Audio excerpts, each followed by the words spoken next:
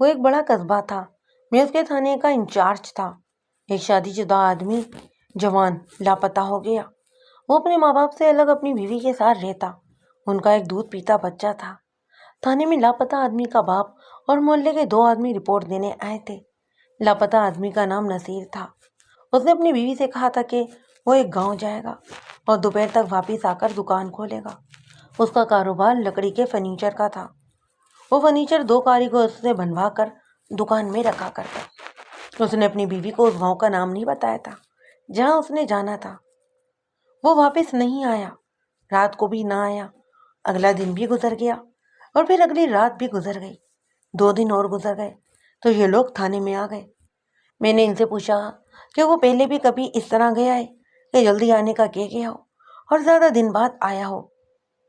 نصیر کے باپ نے بتایا کہ کبھی کبھی وہ دیہاتیوں کے علاقے میں شیشم کے درخت خریدنے کے لیے جایا کرتا ہے۔ اس کام میں اسے زیادہ سے زیادہ 2 دن لگا کرتے ہیں۔ درخت خریدنے کا سلسلہ یوں تھا کہ لکڑی کا فرنیچر، چارپائیوں اور پلنگوں کے پائے بنانے والے لوگ دیہات میں جا کر کھڑے درخت خریدا کرتے۔ یہ درخت دیہاتیوں کی ذاتی ملکیت ہوتے تھے۔ جس کھیت میں درخت ہوں وہ کھیت والے کا ہوتا۔ ایک آدمی ایک وقت میں 2 یا 3 درخت خریدا کرتا۔ دیہات میں درخت کاٹنے والے آدمی بھی مل جایا کرتے تھے۔ ان کے تنے اور ٹہنے موزوں ٹکڑوں میں کاٹ کر بیل گاڑیوں پر لاد دیتے۔ میں نصیر کی گمشدگی کی رپورٹ پر کچھ حیران ہوا، جس کی ایک وجہ یہ تھی کہ لاپتہ ہو جانے والے فرد کو لوگ پہلے خود تلاش کرتے ہیں اور کئی دن ضائع کر کے پولیس کو رپورٹ دیتے ہیں۔ دوسری وجہ یہ تھی کہ اگر نصیر دیہات میں درخت خریدنے کے لیے اکثر جاتا رہتا تھا اور 2-3 دن بعد واپس نہیں آتا تھا تو انہوں نے یوں فرض کر لیا ہے کہ وہ لاپتہ ہے۔ میں نے ان سے ضمن میں بات کی تو انہوں نے زیادہ انتظار نہ کرنے کی یہ وجہ بتائی کہ نصیر بیوی سے کہہ کر گیا تھا کہ گاؤں جا رہا ہے، دوپہر تک آ جائے گا اور باقی دن یہ دکان میں بیٹھے گا۔ انہوں نے یہ وجہ بھی بتائی کہ 6-7 ماہ پہلے ایک آدمی لاپتہ ہو گیا تھا۔ گھر والے اپنے طور پر ہی اسے ڈھونڈتے رہے تھے اور انہوں نے 15 دنوں بعد تھانے میں رپورٹ درج کروائی تھی۔ اس وقت تک گمشدہ آدمی کی لاش کی صرف ہڈیاں ہی رہ گئی تھیں۔ یہ تفتیش میں نے ہی کی تھی اور میں نے ہی کہا تھا کہ اگر اس آدمی کی گمشدگی کی رپورٹ جلدی مل جاتی تو شاید میں اسے قتل ہونے سے پہلے ہی ڈھونڈ نکالتا۔ میں ان کے جواب سے مطمئن نہ ہوا۔ ان کے ساتھ بہت باتیں ہوئیں۔ مجھے شک ہونے لگا کہ یہ خطرہ محسوس کر رہے ہیں کہ جس میں نصیر گر گیا ہے، یہ ان لوگوں کی حماقت تھی جو یہ مجھ سے کچھ چھپا رہے تھے۔ میں نے آخر تنگ آ کر انہیں کہا کہ تم لوگ ڈاکٹر یا تھانے دار سے کچھ بھی چھپاؤ گے تو اپنا ہی نقصان کرو گے، اور جب تک اپنے تمام شکوک میرے آگے نہیں رکھو گے میں کچھ نہیں کر سکوں گا، اور میں اس بنا پر رپورٹ بھی درج نہیں کروں گا کہ نصیر کاروبار کے سلسلے میں گیا ہے، جوان آدمی ہی واپس آ جائے گا۔ دونوں ہی آدمیوں نے نصیر کے باپ کی طرف دیکھا۔ باپ نے سر جھکا لیا۔ دونوں آدمیوں نے اسے کہا کہ اپنا شک بتا دو۔ باپ ان پڑھ آدمی تھا۔ اس نے میری طرف دیکھا۔ میں نے اس کے چہرے سے اندازہ لگا لیا کہ اس کی بہو یا بیٹی کا بھی کچھ تعلق ہے، جسے بیان کرنے سے یہ جھجک رہا ہے۔ میرے بیٹے نصیر کی عمر کا ایک آدمی ہے، مجھے اس پر شک ہے۔ باپ نے رک رک کر کہا، اس نے میرے بیٹے کو غائب کر دیا ہے۔ میں نے اسے کہا کہ پوری بات سناؤ اور کھل کر بتاؤ کہ وہ کون ہے اور اس نے نصیر کو کیوں غائب کیا ہے۔ مجھے ساری بات تفصیل سے بتاؤ۔ بات یہ سامنے آئی کہ راجپوت خاندان کا ایک جوان آدمی جس کا نام نادر علی تھا، نصیر کی بیوی کا منہ بولا بھائی بنا ہوا تھا۔ نصیر کی بیوی بھی اسے اپنا بھائی کہا کرتی۔ نادر علی نصیر کی موجودگی میں بھی ان کے گھر بیٹھا رہتا اور نصیر کی غیر حاضری میں بھی وہاں پر جایا کرتا۔ وہ ایک دوسرے کو بہن بھائی کہتے تھے، لیکن لوگوں کے منہ پر کون ہاتھ رکھ سکتا ہے؟ لوگ خسر پسر کرتے کہ ان کے تعلقات بہن بھائی والے نہیں ہیں۔ یہاں میں آپ کو ایک خاص بات بتانا ضروری سمجھتا ہوں۔ اس وقت جب ہمارا معاشرہ مغربی تہذیب اور فیشن سے پاک تھا، منہ بولے بہن بھائیوں کا رواج بھی عام تھا۔ بعض جوان اور لڑکے اور لڑکیاں جن کا آپس میں کوئی خونی رشتہ نہیں ہوتا تھا، وہ ایک دوسرے کو بہن بھائی کہہ کر سگے ہی بہن بھائیوں جیسا انداز اختیار کر لیتے تھے اور ثابت بھی کر دیتے تھے کہ ان کی محبت بہن بھائی والی ہی ہے۔ اب تو خیر منہ بولے بہن بھائیوں کا تصور ہی ختم ہو چکا ہے۔ نئی تہذیب ہمیں اس اخلاقی پستی تک لے آئی ہے کہ بعض مغرب زدہ امیر زادے سے اپنی بہنوں کا تعارف اپنے دوستوں سے کرواتے ہیں اور بہنوں کا تبادلہ بھی کر لیا کرتے ہیں۔ بہرحال نصیر کی بیوی اور نادر علی بھی منہ بولے بہن بھائی تھے، لیکن ان لوگوں کو ان پر شک تھا۔ میں نے نصیر کے باپ پر اور اس کے ساتھ کے 2 آدمیوں پر بہت جرح کی۔ میں یہ معلوم کرنا چاہتا تھا کہ انہیں صرف شک ہے یا ان کے پاس کوئی ٹھوس ثبوت ہے۔ میں نے ان کی باتوں سے یہ سمجھا کہ ان کے پاس کوئی ثبوت نہیں ہے۔ انہیں کچھ اور لوگوں نے بھی یہ مشورہ دیا تھا کہ انسان کا کچھ بھروسہ نہیں، پولیس کو اطلاع دے دو۔ میں نے جب نادر علی کے متعلق پوچھا تو مجھے بھی شک ہونے لگا۔ انہوں نے بتایا کہ نادر علی امیر زمیندار کا بیٹا ہے، اس کے باپ کی بہت ساری زمینیں ہیں اور نادر علی 3 بہنوں کا اکیلا بھائی ہے اور اس کا باپ بھی مر چکا ہے، خودسر اور دلیر ہے۔ اس کی شادی ہوئی تھی، بیوی صرف 1 سال بعد ہی مر گئی۔ اسے مرے ہوئے 2 سال گزر گئے، مگر نادر علی نے دوسری شادی نہیں کی۔ اس نے ماں بہنوں سے کہہ دیا ہے کہ وہ دوسری شادی نہیں کرے گا۔ 2 سال گزر گئے تھے جب اس کی بیوی زندہ تھی۔ اس وقت بھی اس نے نصیر کی بیوی کو بہن بنا رکھا تھا۔ بیوی کے مرنے کے بعد نصیر کے گھر وہ اور بھی زیادہ جانے لگا۔ دونوں عیدوں پر وہ سب کے سامنے نصیر کی بیوی کے لیے کپڑوں کا جوڑا بھی لے کر جایا کرتا۔ نصیر نے اس کے باپ کے کہنے کے مطابق نادر علی کے اپنے گھر آنے جانے پر کبھی اعتراض نہیں کیا تھا، بلکہ ان کی آپس میں گہری دوستی تھی۔ ایسی اور بھی کئی ایک تفصیلات معلوم کر کے مجھے شک ہونے لگا کہ نادر علی بہن بھائی کے رشتے کو پردے کے طور پر استعمال کر رہا ہے۔ مجھے نادر علی اور نصیر کی بیوی کے درمیان کوئی مشترک چیز نظر نہیں آتی تھی۔ نادر علی راجپوت تھا، امیر زادہ تھا اور لاڈ پیار سے بگڑا ہوا تھا۔ نصیر کی بیوی غریب ماں باپ کی بیٹی تھی۔ نصیر کے گھر وہ خوشحال تھی، لیکن یہ درمیانہ درجے کا گھر تھا۔ نصیر نے اپنے آپ کو مغل کہنا شروع کر دیا۔ وہ زمانہ ذات پات کا سخت پابند تھا۔ مزدور کلاس کی لڑکی کے ساتھ اونچی ذات کے امیر زادے کے تعلقات ناجائز ہو سکتے تھے، اور ہوتے بھی تھے۔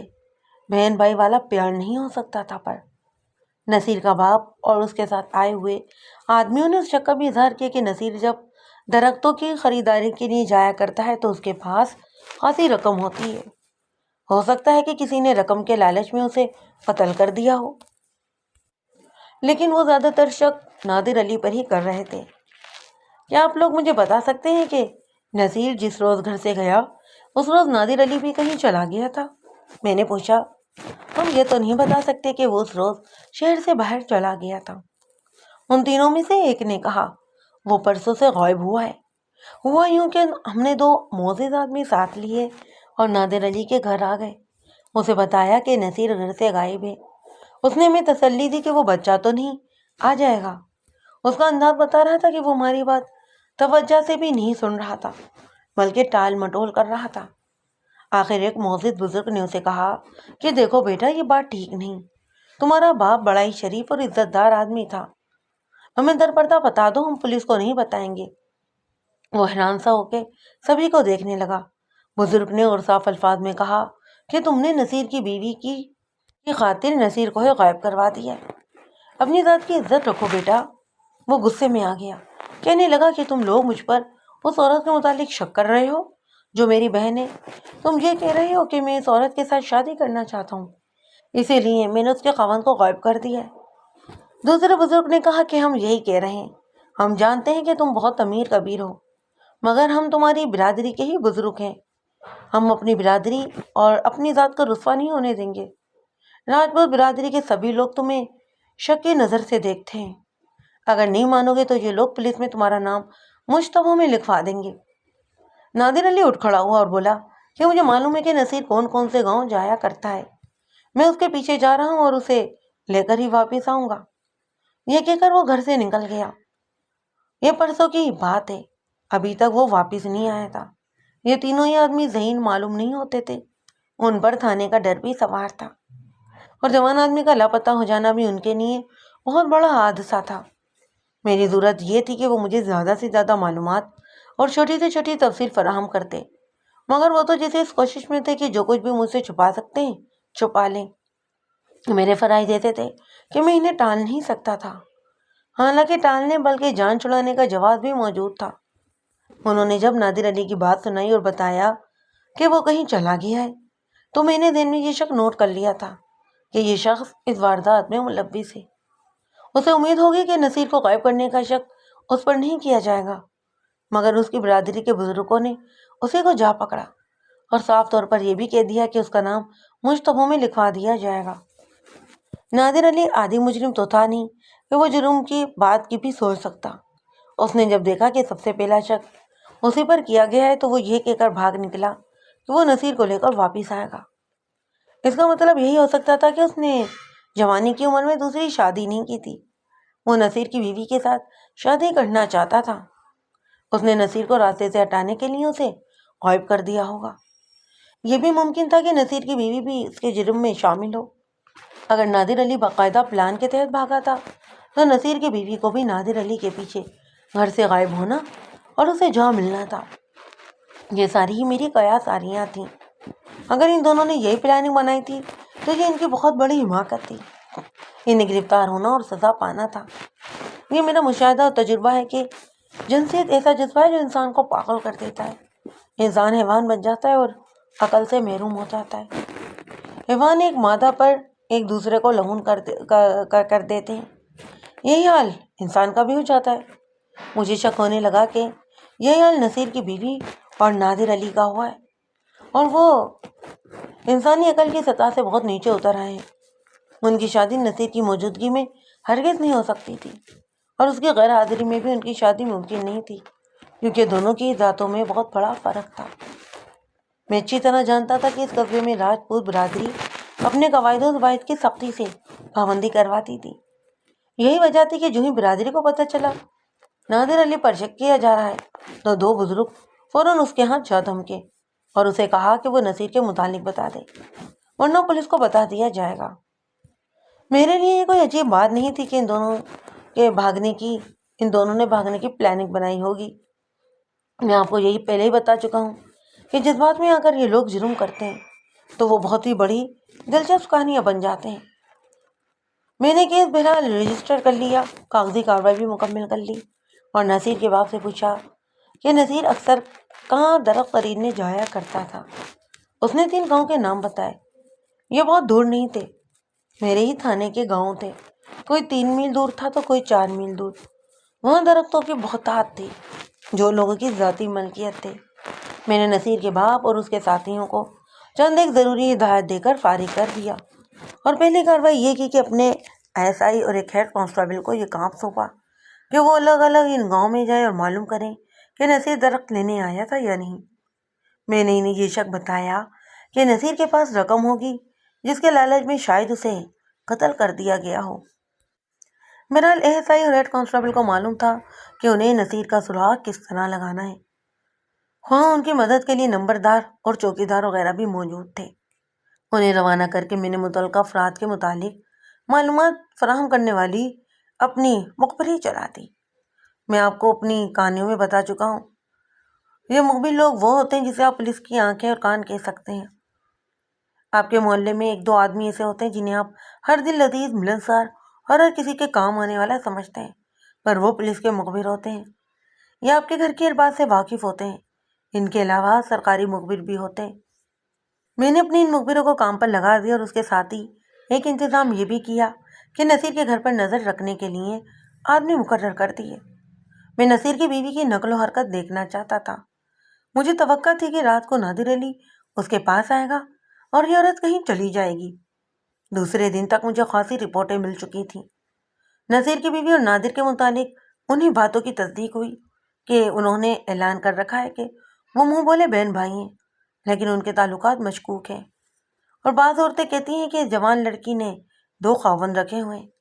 نادر علی کے متعلق نئی بات یہ معلوم ہوئی کہ نصیر کی بیوی کے ساتھ بدنام ہونے کی وجہ سے برادری میں سے کوئی گھرانہ اپنی بیٹی دینے کو تیار ہی نہیں۔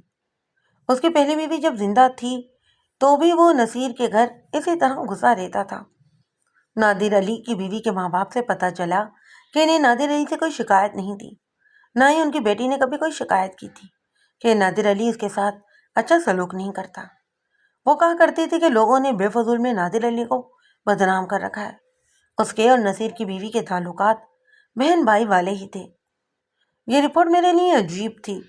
بیوی ایسی چیز ہے کہ کوئی اور شک کرے یا نہ کرے، پر بیوی سب سے پہلے اپنے خاوند پر شک کیا کرتی ہے۔ اگر نادر علی کی بیوی نے اس پر شک نہیں کیا تھا تو اس کا مطلب یہی ہو سکتا تھا کہ نادر علی اور نصیر کی بیوی کا تعلق واقعی بہن بھائی والا ہے۔ یہ بھی ہو سکتا تھا کہ نادر علی کی بیوی بہت ہی سادہ طبیعت کی ہو اور نادر علی نصیر کی بیوی بہت چالاک ہو۔ مجھے بہرحال کسی بھی اطلاع کو محض سن کر سچ نہیں ماننا تھا۔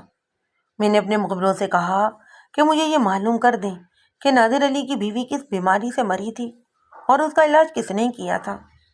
میں یہ دیکھنا چاہتا تھا کہ اس کی موت میں نادر علی کا ہی ہاتھ نہ ہو۔ ایسائی اور ہیڈ کانسٹیبل دیہات سے واپس آ گئے اور یہ مایوس کن خبر لائے کہ نصیر کسی بھی گاؤں میں نہیں گیا۔ میں نے نادر علی کے گھر پر بھی نظر رکھنے کا انتظام کر رکھا تھا۔ وہاں سے اطلاع ملی کہ نادر علی بھی گھر نہیں آیا۔ یہ اس کی غیر حاضری کا تیسرا دن تھا۔ میں نے سوچا کہ نصیر کی بیوی کے پاؤں اکھاڑے جائیں تاکہ وہ اپنے بچاؤ یا پھر فرار کے لیے کوئی حرکت کرنے پر مجبور ہو جائے۔ میں شام کے بعد اس کے گھر گیا۔ میں وردی میں نہیں تھا۔ اس کے گھر چند ایک عورتیں بھی بیٹھی ہوئی تھیں۔ میں نے نصیر کی بیوی سے کہا کہ وہ عورتوں سے کہے کہ اس کے خاوند کے متعلق تھانے دار کچھ پوچھنے آیا ہے، وہ سب چلی جائیں۔ وہ چلی گئی تو میں نے اندر سے چٹکنی چڑھا کر اس جوان سال عورت کو پاس بٹھا لیا۔ وہ کوئی ایسی خوبصورت تو تھی نہیں کہ میں اسے دیکھ کر چونک جاتا۔ اس کا رنگ سفیدی مائل گندمی تھا، نہ کچھ بھی اچھے تھے، البتہ اس کے جسم کی ساخت میں کشش تھی۔ قد بھی بہت اچھا تھا۔ میں نے اس کا چہرہ پڑھنے کی بہت کوشش کی، لیکن میں صرف دیکھنے سے کوئی رائے قائم نہ کر سکا۔ تمہیں بھی شک ہے کہ تمہارے خاوند کو قتل کر دیا گیا ہے؟ میں نے بغیر کسی تہمت کے پوچھا۔ قتل؟ اس کے منہ سے جسے سسکی نکلی۔ اکلاتی ہوئی آواز میں بولی، اللہ نہ کرے، آپ نے یہ کیوں پوچھا ہے؟ آپ کو کچھ پتا چلا؟ اس کی گھبراہٹ بناوٹی معلوم نہیں ہوتی تھی۔ میں اسے جواب دینے کی بجائے سوچ میں پڑ گیا تھا۔ اس نے میرے گھٹنوں پر ہاتھ رکھ کر جھنجھوڑا، آپ چپ کیوں ہو گئے؟ اس کی آواز کانپ رہی تھی۔ وہ کچھ اور کہنے لگی کہ اس نے ہچکی لی اور پھر اس کے باقاعدہ آنسو بہنے لگے۔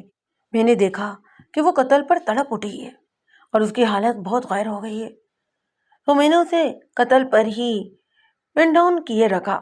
میں اسے یہ تاثر دیتا رہا کہ ہو سکتا ہے کہ اس کا خاوند قتل ہو گیا ہو، اور اس کے ساتھ ہی میں اس کا رد عمل بھی دیکھتا رہا۔ رد عمل تو اس کا صاف نظر آ رہا تھا۔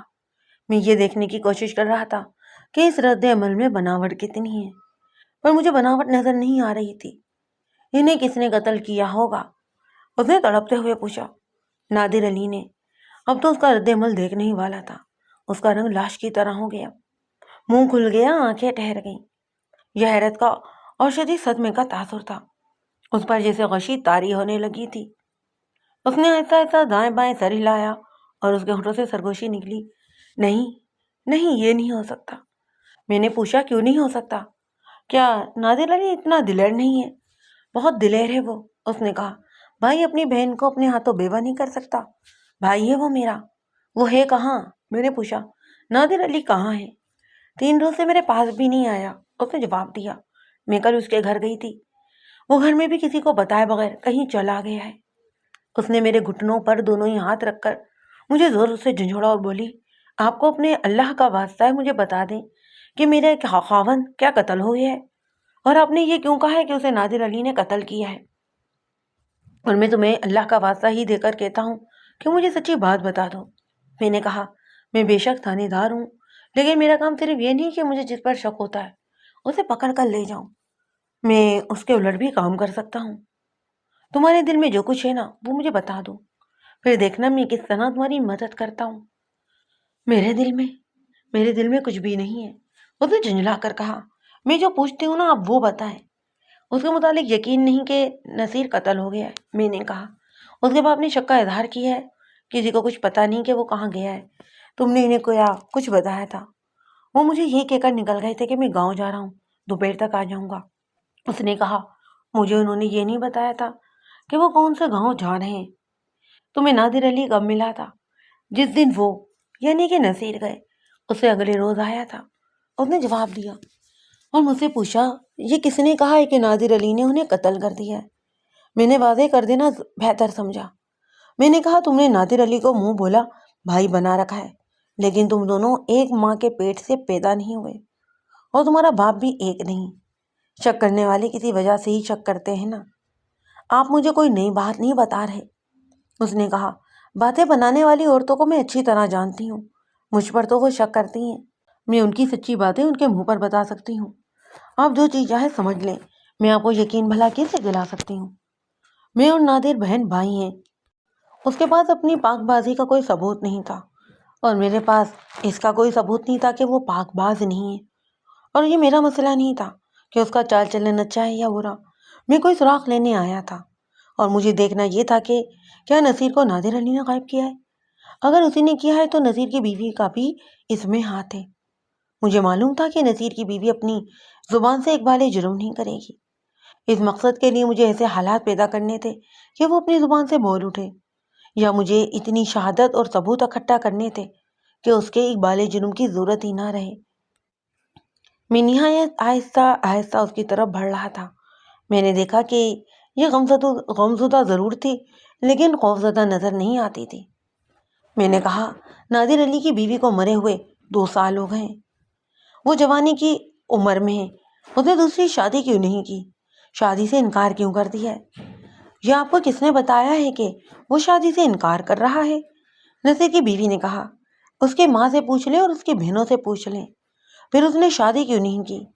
اسے اپنی بیوی سے بہت محبت تھی۔ نصیر کی بیوی نے جواب دیا، بیوی صرف 1 سال بعد ہی مر گئی۔ 1 سال تک تو بیوی دلہن ہی ہوتی ہے۔ یوں لگتا تھا جیسے نادر بھی مر گیا ہو۔ اس کے غم کو اس کی سگی بہنیں جانتی ہیں یا پھر ان سے زیادہ میں جانتی ہوں۔ وہ میرے پاس آ کر جس طرح رویا کرتا تھا وہ کسی نے نہیں دیکھا۔ مجھے وہ سگی بہنوں سے زیادہ عزیز سمجھتا ہے، اپنے غم مجھے بتایا کرتا ہے۔ میں اس کی دوسری شادی فوراً کروانا چاہتی تھی لیکن وہ اپنی پہلی بیوی کو بھولتا ہی نہیں تھا۔ اس نے 6-7 مہینے سے دوسری شادی سے انکار میں ہی گزار دیے۔ میں اور میرا خاوند اسے آہستہ آہستہ اس بات پر لے آئے کہ وہ شادی کر لے۔ اس کی برادری میں 2 لڑکیاں تھیں۔ آپ شاید جانتے ہوں گے کہ یہ اونچی ذات کی برادری ہے۔ میں نادر کے رشتے کے لیے کسی سے بات نہیں کر سکتی تھی۔ نادر نے مجھے بتایا کہ اسے ان دونوں میں سے ہی کوئی لڑکی پسند ہے۔ میں نے نادر کی بہنوں کو بتایا، انہوں نے اور نادر کی ماں نے رشتے کی بات چلائی۔ لڑکی والوں نے ہاں بھی کہی اور نہ بھی کہی۔ یہی امید تھی کہ وہ رشتہ دے دیں گے۔ معلوم نہیں وہ کیوں وعدے پر ہی ٹال رہے تھے، حالانکہ نادر اتنی جائیداد کا مالک ہے۔ 8-9 مہینے بعد لڑکی والوں نے لڑکی کسی اور کو ہی دے دی۔ دوسری لڑکی بھی خوبصورت تھی۔ نادر نے کہہ دیا کہ وہ اسے بھی قبول کر لے گا۔ وہاں پر اس کی ماں بہنوں نے بات چلائی تو وہاں بھی وعدے وہی دھونے لگے۔ لڑکی والے خود تو ایسی بات نہیں کہہ سکتے تھے پر انہوں نے دوسروں کے کانوں میں بات یہ ڈال دی کہ لڑکا بہت بدنام ہے۔ ان لوگوں نے یہ بات نادر کی ماں بہنوں تک پہنچا دی۔ نادر کو معلوم ہوا تو وہ آگ بگولا ہو گیا۔ اس نے مجھے اور میرے خاوند سے کہا کہ وہ باہر سے راجپوت بھی لائے گا۔ نادر میری وجہ سے بدنام ہوا تھا۔ اس کی ماں اور بہنوں نے بھی مجھ پر کبھی شک نہیں کیا تھا۔ وہ یہاں موجود ہیں، آپ ان سے پوچھ سکتے ہیں۔ اب 2 گھرانوں نے نادر کو رشتہ دینے سے انکار کر دیا تو میں خود نادر کی ماں کے پاس اور ان کے بہنوں کے پاس گئی اور انہیں کہا کہ میری وجہ سے نادر بدنام ہو گیا ہے۔ میں اسے کہوں گی کہ وہ میرے گھر نہ آیا کرے اور آپ بھی اسے کہیں کہ میرے ساتھ وہ تعلق توڑ لے۔ اسی شام نادر آیا تو اس نے غصے میں مجھے بہت کچھ کہہ ڈالا۔ اس نے کہا کہ تم عورت ہو اور اپنے آپ کو چھوٹی ذات کی بھی سمجھتی ہو، اسی لیے تم ڈر گئی ہو۔ ڈر کر مجھ پر بھی گھر کے دروازے بند کر دو گی تو لوگ پھر بھی تمہیں بدنامی کریں گے۔ تمہاری نیت پاک ہے، کسی سے نہ ڈرو۔ مجھے اگر آشنائی ہی کرنی ہوتی تو میرے پاس دولت ہے، میں بڑی بڑی خوبصورت لڑکیوں کے ساتھ دوستی کر سکتا ہوں۔ میرا خاوند گھر پر ہی تھا۔ نادر نے اس کے سامنے یہ ساری باتیں کی اور اس نے کہا کہ وہ شادی کر کے بھی اب مجھے دکھائے گا۔ نادر کی برادری کے لوگوں نے میرے خاوند کو ڈانٹ ڈپٹ کی اور کہا کہ تم اپنی بیوی کو قابو میں رکھو۔ نادر کو پتہ چلا تو اس نے ان بزرگوں کے ساتھ بھی جا کر ٹکر لے لی۔ ہم میاں بیوی بہت پریشان ہوئے۔ ہم چھوٹی ذات کے لوگ راجپوتوں سے ٹکر نہیں لے سکتے۔ نادر ہماری حفاظت بھی کرتا رہا۔ میرا خاوند دیہات میں درخت خریدنے جایا کرتا ہے۔ اس طرح اس کے تعلقات بعض اچھے لوگوں کے ساتھ بھی پیدا ہو گئے۔ اس نے ایک گاؤں میں ایک راجپوت گھرانہ دیکھا جس کی ایک ہی بیٹی تھی۔ اس نے اس لڑکی کو بھی دیکھا، بہت ہی خوبصورت اور کنواری لڑکی ہے۔ لڑکی کے باپ کے ساتھ میرے خاوند کے تعلقات پیدا ہو گئے۔ ایک ملاقات میں میرے خاوند نے لڑکی کے باپ سے پوچھا کہ وہ اپنی بیٹی کی شادی کہاں کر رہا ہے۔ باپ نے بتایا کہ یہ اس کی ایک ہی بیٹی ہے، اس لیے وہ اسے بڑے اچھے گھرانے میں دینا چاہتا ہے۔ میرے خاوند نے اسے کہا کہ شہر میں ایک راجپوت جوان ہے جس کی بہت ساری زمین اور جائیداد ہے۔ میرے خاوند نے لڑکی کے باپ کو نادر کے متعلق سبھی کچھ بتا دیا۔ لڑکی کے باپ نے کہا کہ وہ نادر کے باپ کو جانتا تھا۔ اس نے کہا کہ وہ نادر کو لڑکی دے دے گا۔ میرے خاوند نے میرے ساتھ بات کی، ہم نے نادر کو بتایا۔ نادر نے مجھے کہا کہ میں اس گاؤں میں جا کر لڑکی کو دیکھوں۔ خاوند مجھے وہاں پر لے گیا۔ میں نے لڑکی دیکھی، بہت ہی خوبصورت ہے۔ لڑکی نے میرے ساتھ کوئی بات ہی نہ کی، بلکہ ایسے لگتا جیسے اسے میرا اس کے گھر آنا اچھا بھی نہیں لگا۔ لڑکی کی ماں نے میری اور میرے خاوند کی بہت خاطر تواضع کی، اور اس نے کہا کہ ایک جگہ لڑکی کی بات ہو رہی تھی، پہلے انہیں ٹال دیں، پھر یہ رشتہ نادر کو دے دیں گے۔ آپ یہ سمجھ لیں کہ انہوں نے لڑکی کا رشتہ دے دیا ہے۔ میرا خاوند وہاں پر جاتا رہتا ہے، اب نادر کی ماں اور بہنوں کو بھی وہاں جانا ہے، لیکن یہ میرا خاوند بتائے گا کہ کب جائیں۔ ابھی میرا خاوند اسی گاؤں کو گیا ہوا ہے۔ اس نے مجھے رات کو بتایا تھا کہ وہ گاؤں جائے گا۔ گاؤں سے مراد یہی گاؤں تھا۔ میرا خیال ہے کہ ان لوگوں نے اسے رات کے لیے روک لیا ہوگا۔ اگلے دن وہ دوسرے گاؤں کی درخت دیکھنے کے لیے نکل گیا ہوگا۔ اس نے جب اس گاؤں کا نام لیا تو مجھے خیال آیا کہ پہلے مجھے کسی نے نہیں بتایا تھا کہ وہ اس گاؤں میں بھی گیا تھا۔ مجھے اب اس گاؤں سے بھی معلوم کرنا تھا کہ نذیر وہاں گیا تھا یا نہیں۔ یہ گاؤں میرے لیے زیادہ اہمیت نہیں رکھتا تھا، ایسی کوئی بات نہیں تھی کہ اسے اس گاؤں والوں نے غائب کروا دیا۔ مجھے کچھ ایسے بھی نظر آنے لگا کہ لڑکی کا باپ نذیر کو اپنے کسی کام کے سلسلے میں کہیں اور لے گیا ہوگا اور نذیر خود ہی واپس آ جائے گا، مگر نادر علی کا غائب ہو جانا مجھے شکوک میں ڈال رہا تھا۔ نذیر کی بیوی سے مجھے کچھ بھی حاصل نہیں ہوا تھا۔ میں نے اپنے طریقے سے یقین کر لیا تھا کہ یہ عورت اخلاق کی کچی نہیں۔ میں اسے وسوسوں میں ڈال کر تھانے چلا گیا۔ اس کے گھر پر نظر رکھنے کا جو میں نے انتظام کیا تھا اسے اور بھی زیادہ چوکنا کر دیا۔ مجھے امید تھی کہ نادر علی رات کو چوری چھپے یہاں آئے گا یا ناصر کی بیوی یہاں سے نکل جائے گی۔ یہ امکان بھی میرے ذہن میں موجود رہا کہ نذیر رہزنوں کا شکار ہو گیا ہوگا۔ ایسی صورت میں کہیں نہ کہیں سے مجھے یہ اطلاع ملنی چاہیے تھی کہ فلاں جگہ ایک لاش پڑی ہے۔ میں اس اطلاع کا بھی انتظار کر رہا تھا۔ رات کو اسی واردات کے متعلق سوچتے سوچتے میری آنکھ لگ گئی۔ صبح سویرے اس گاؤں کے نمبردار کو بلانے کے لیے بھیجا جہاں نذیر نادر کے رشتے کی بات چلا رہا تھا۔ تھانے سے وہ گاؤں تقریباً 4 میل دور تھا۔ چھوٹا سا گاؤں تھا۔ ارد گرد کی زمین مٹی کے ٹیلوں اور پتھریلی والی تھی۔ غیر آباد اور ویران علاقہ زیادہ تھا۔ صرف اس گاؤں کے نمبردار کو ہی بلانا کوئی ایسا ضروری بھی نہیں تھا۔ میں نے سوچا کہ باقی 3 گاؤں کے نمبرداروں کو بھی بلاؤں گا۔ ان سے ایک تو یہ پوچھنا تھا کہ نذیر ان کے گاؤں میں گیا تھا یا نہیں۔ اس کے علاوہ انہیں یہ بھی کہنا تھا کہ وہ اپنے گاؤں کے ارد گرد ویرانوں میں دیکھیں، شاید کوئی لاش گیدڑ درندوں کی کائی ہوئی کہیں پر پڑی ہو۔ مجھے ایک واقعہ یاد آ گیا تھا۔ مجھ سے پہلے میرے تھانے کے دیہاتی علاقے میں ایک شہری بابو شکار کھیلنے گیا تھا۔ اس نے کسی دیہاتی لڑکی سے چھیڑ چھاڑ کر دی۔ 10ویں روز پولیس کو ایک غار میں سے اس کی ہڈیاں اور بندوق ملی تھی۔ مجھے شک یہ بھی ہونے لگا کہ نذیر بھی کسی گاؤں میں کوئی ایسی حرکت نہ کر بیٹھا ہو۔ صبح سے ہی مخبر اور خوشامدی قسم کے 2-3 شہری جو صبح سویرے تھانے میں آ کر تھانے دار کو سلام کرنا عبادت سمجھتے، آنا شروع ہو گئے تھے۔ نذیر بھی نہیں آیا تھا اور نادر علی بھی نہیں آیا تھا۔ نذیر کی بیوی کے متعلق کوئی نئی اطلاع نہ ملی۔ میں دوسرے کیسوں اور کاموں میں مصروف ہو گیا۔ دوپہر سے ذرا پہلے نمبردار آ گیا۔ نمبرداروں کے متعلق اپنی کہانیوں میں بتا چکا ہوں کہ یہ بڑے ہی کام کے لوگ ہوتے ہیں، اپنے گاؤں بلکہ علاقے کے جرائم پیشہ لوگوں سے بھی باخبر رہتے ہیں۔ بڑے ہی کام کی مخبری کرتے تھے، مگر جسے بچانا چاہتے اسے بچا بھی لیا کرتے، اور اگر ضرورت محسوس ہوتی تو جھوٹ بھی بول دیا کرتے۔ میں نے اس کا انتظام کر رکھا تھا۔ پولیس کے مخبروں کو نمبردار جانتے تھے اور وہ انہیں بھی اپنے مفاد کے مطابق استعمال کر لیا کرتے۔ میں نے ایک مخبر ہر نمبردار کے ساتھ ایسا لگا رکھا تھا جس کا نمبردار کو علم ہی نہیں ہوتا تھا۔ یہ میری کوئی غیر معمولی عقل مندی نہیں تھی۔ اکثر تھانے داروں کے اپنے کچھ ذاتی مخبر بھی ہوتے ہیں جو مخبروں کی مخبری کرتے ہیں۔ تھانے دار ان پر خصوصی عنایت کرتے ہیں۔ میں نے لڑکی والے گاؤں کے نمبردار کو بلایا تو اسے پتہ چلے بغیر وہاں کے ایک اور آدمی کو بھی اس ہدایت کے ساتھ بلا لیا کہ اسے نمبردار نہ دیکھ سکے۔ نمبردار آ گیا اور اسے تھوڑی دیر بعد اپنا آدمی دوسری طرف سے تھانے میں آیا اور کانسٹیبلوں کے ساتھ جا بیٹھا۔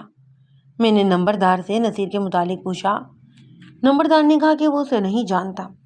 میں نے نصیر کے باپ کو بتایا۔ وہ حلیہ نمبردار کو بتا کر پوچھا کہ فلاں دن یہ آدمی اس کے گاؤں گیا تھا۔ اس نے لڑکی کے باپ کا نام بتا کر کہا کہ یہ آدمی اس کے گھر گیا تھا، رات وہیں ٹھہرا تھا اور صبح چلا گیا تھا۔ وہ سائیکل پر گیا تھا۔ میں نے نمبردار سے پوچھا کہ یہ آدمی اس گھر سے کسی شہری کے لیے رشتہ مانگ رہا تھا؟ نمبردار نے جواب دیا، ہاں، وہ سروری کے رشتے کے لیے وہاں جاتا ہے۔ بات تقریباً پکی ہو گئی ہے۔ اس لڑکی کا نام سروری تھا۔